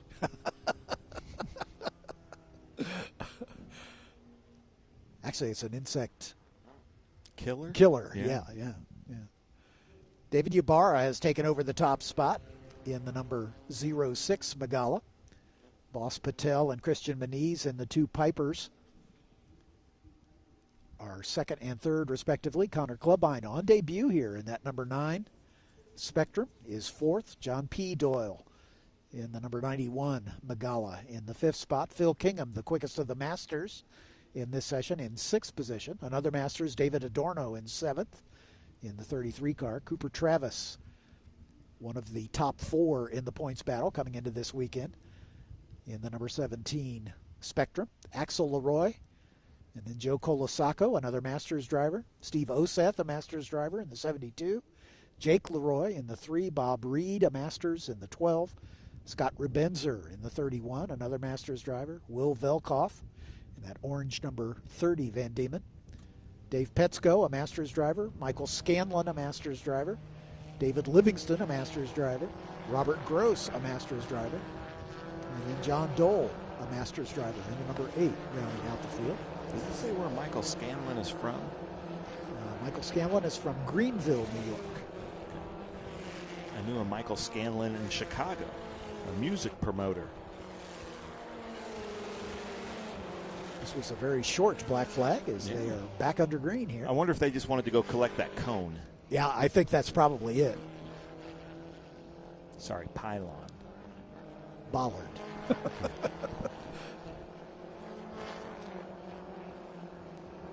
Woo, that was a shortcut. Yeah. And I appreciate that he missed my sign again. Will Velkoff in the number 30. Took the shortcut on the exit of the inner loop, affectionately known as the bus stop.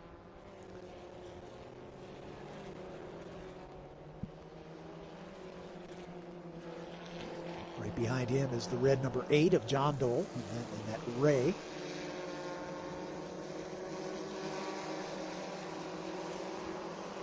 He's still got some dirt on his tires. It's Joe Colasacco just in front with the green nose on the 32.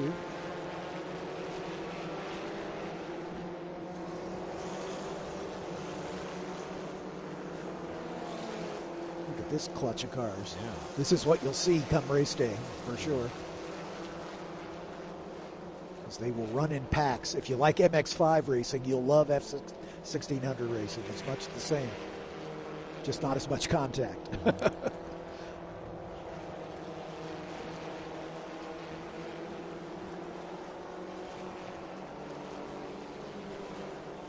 Still about, I'm sorry, go ahead. What's Ben. the weight of these cars?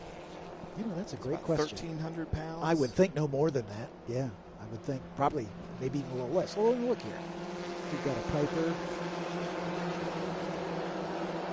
And some specifications. They're looking for the dry weight, and I don't see it.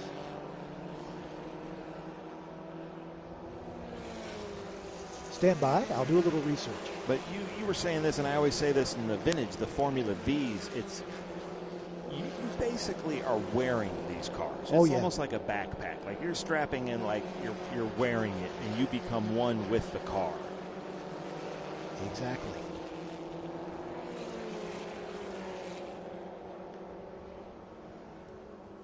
Oh, there's some. Oh, that's a seagull. Okay, good. I thought some debris was flying off the cars. It's late in the day, John. I'm sorry. It's okay. The drugs are wearing off. Yeah. Yeah, my straight jacket is loosening up.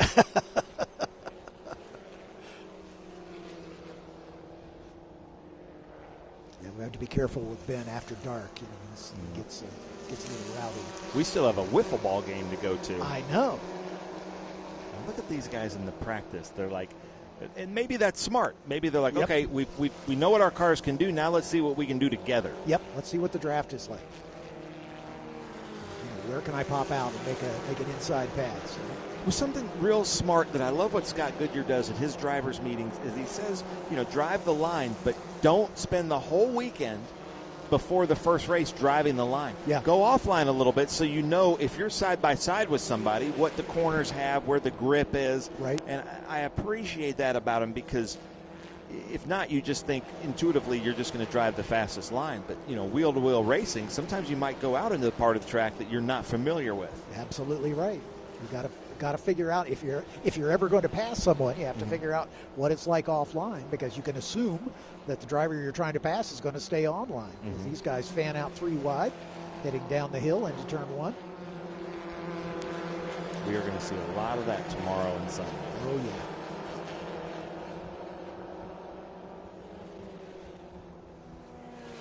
There's the 2 Pipers still together, Maniz and Boss Patel. Connor Clubine up to the top now with a 159.960 in his first start of the season. Nice job. Yeah, Clubine out of Bradford, Ontario in the Spectrum. Was that the first time we've seen under 2 minutes, or we saw that earlier today? Yeah, I think we saw a couple laps under 2 minutes in the earlier practice. These cars, that's right around the 2 minute mark is what we'll see on the long course here. And I wonder if that's because he was using the draft. Could well be, yeah, could well be. It's not at all uncommon in this class where there'll be a qualifying lap record and a race lap record, and the race lap record is actually faster because, you know, the advantage of the draft.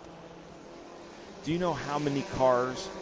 Like, I know in some races it's like they're looking for a 4-car draft. A 5-car draft is slower than a 4-car draft, as is a 3-car draft. Right. I don't know about this group. I would think the more the merrier.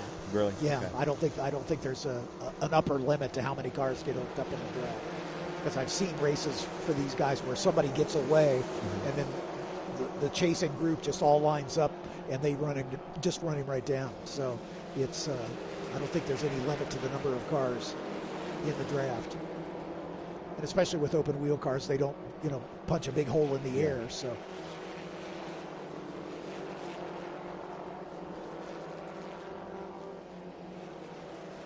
remember that there was that era in NASCAR stock cars where 2x2 drafting was everything. You know, if you got 3, you were slower. Yeah. And they've since changed the makeup of the cars to break that up a little bit.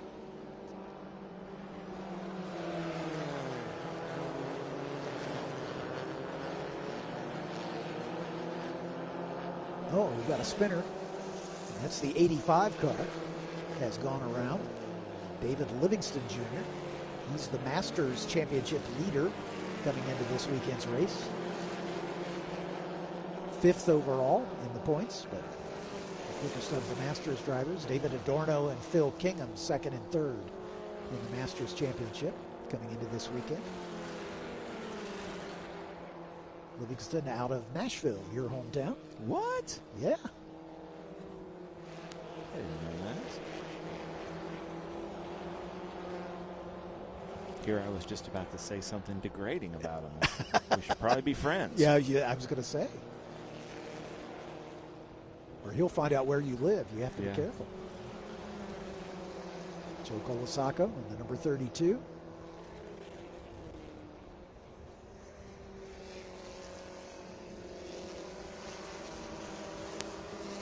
Joe doing double duty this weekend, racing in the F1600 class and also in the F2000 class. So he's got 2 cars here this weekend. I think he's the only driver doubling up. If you're anywhere near this area this weekend, come on out. RacingAmericaTickets.com, theglen.com.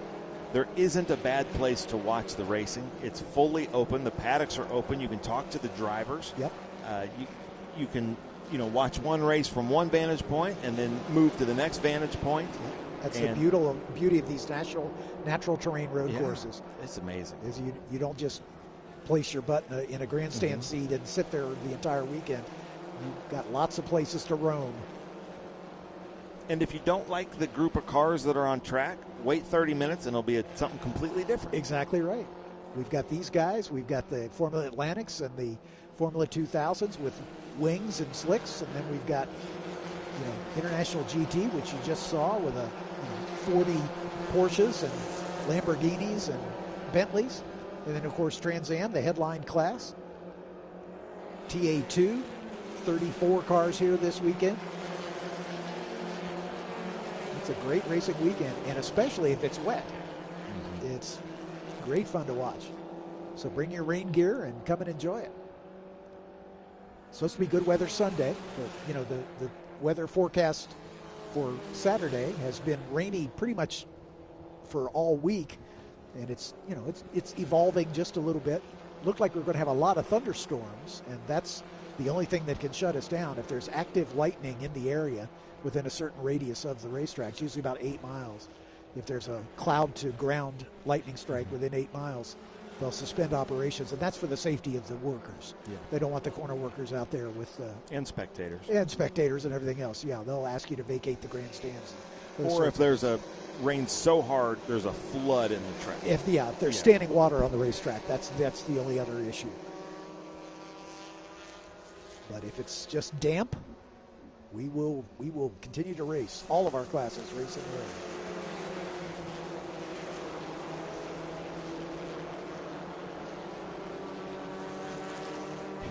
If you want to see some rooster tails, watch the Trans Am cars come out here with rain tires on.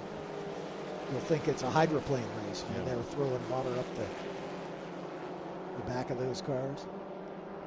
It's great stuff.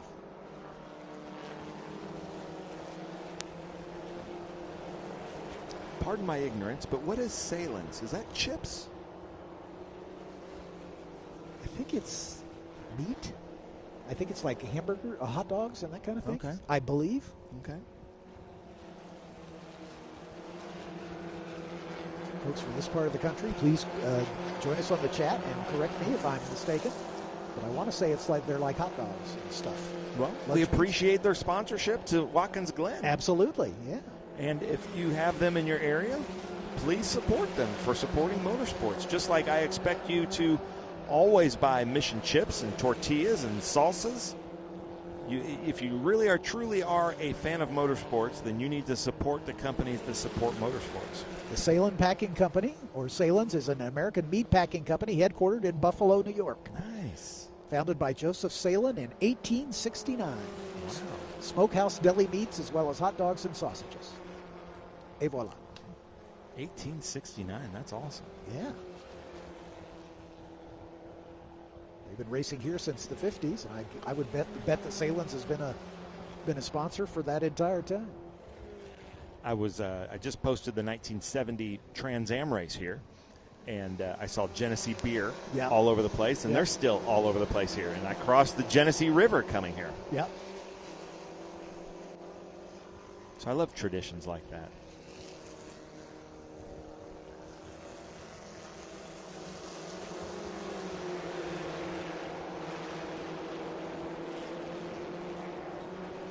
So Clubine making his first start with us as we're winding down to the end of this session. So it's scheduled to go till 5 o'clock, top of the hour, so just a couple minutes left. Connor Clubine on debut this weekend in the Spectrum Honda, setting the fastest time, a 59.9. David Ibarra in the 06 has been at the sharp edge all weekend so far. Do you know Clubine's history? Because you don't just come into the F1600 class and get the fastest time. I do not. There's the checkered flag. Checkered flag is out just as we speak. As these cars coming across the line for the final time. Again, this is practice. We go into qualifying mode tomorrow. Just a recap for those of you joining us. We'll be here at the track at 8 o'clock with the FRP Formula Atlantic and FE2 qualifying session. That'll be followed by International GT Sprint Race number 2 on the weekend, coming up at 8:30. And then the FRP Formula 2000 qualifying session coming up at 9:55. And following that, we'll be into pre-race mode leading up to the start of the Trans Am and GT race number 1 on the weekend. 30 laps or 75 minutes. Green flag should fall at about 10:30 for that race. Pre-race festivities will be joining the stream with Alan Bestwick at 10:15 tomorrow morning for the Trans Am broadcast. Then after that, the qualifying for these drivers in the FRP 1600s, that'll be at 11:55. And then after the lunch break, we'll have the fan walk leading up to the 1 o'clock start of the stream for the TA2 broadcast, for the TA2 race number 1 for the Cube 3 Architecture TA2 series. That'll flag off at about 1:05 tomorrow. After that, we'll have the FRP Atlantic and Formula Enterprises 2 race number 1 on the weekend at 2:45. International GT Sprint race number 3 at 3:25. And then the FRP Formula 2000 race at 4:05. FRP 1600 race at 4:45. And then the second race of the day for the Atlantics and the FE2s will be at 5:30 tomorrow evening. So a full day of qualifying and racing tomorrow. And the first of 2 races on the weekend for both the Trans Am and the Cube 3 Architecture TA2 series.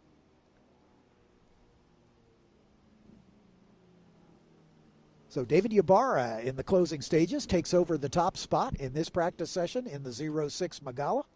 Connor Clubine in the number 9 Spectrum in second. Cooper Travis in the 17 Spectrum in third. Boss Patel, Christian Moniz, David Adorno, the quickest of the Masters, John P. Doyle, Axel Leroy, Phil Kingham, and Jake Leroy through 10th position. Joe Colasacco, Steve Oseth, David Livingston, Will Velkoff, David Petsko through 15th. Bob Reed, Scott Rubenzer, Michael Scanlon, Robert Gross, rounding out the 19-car field.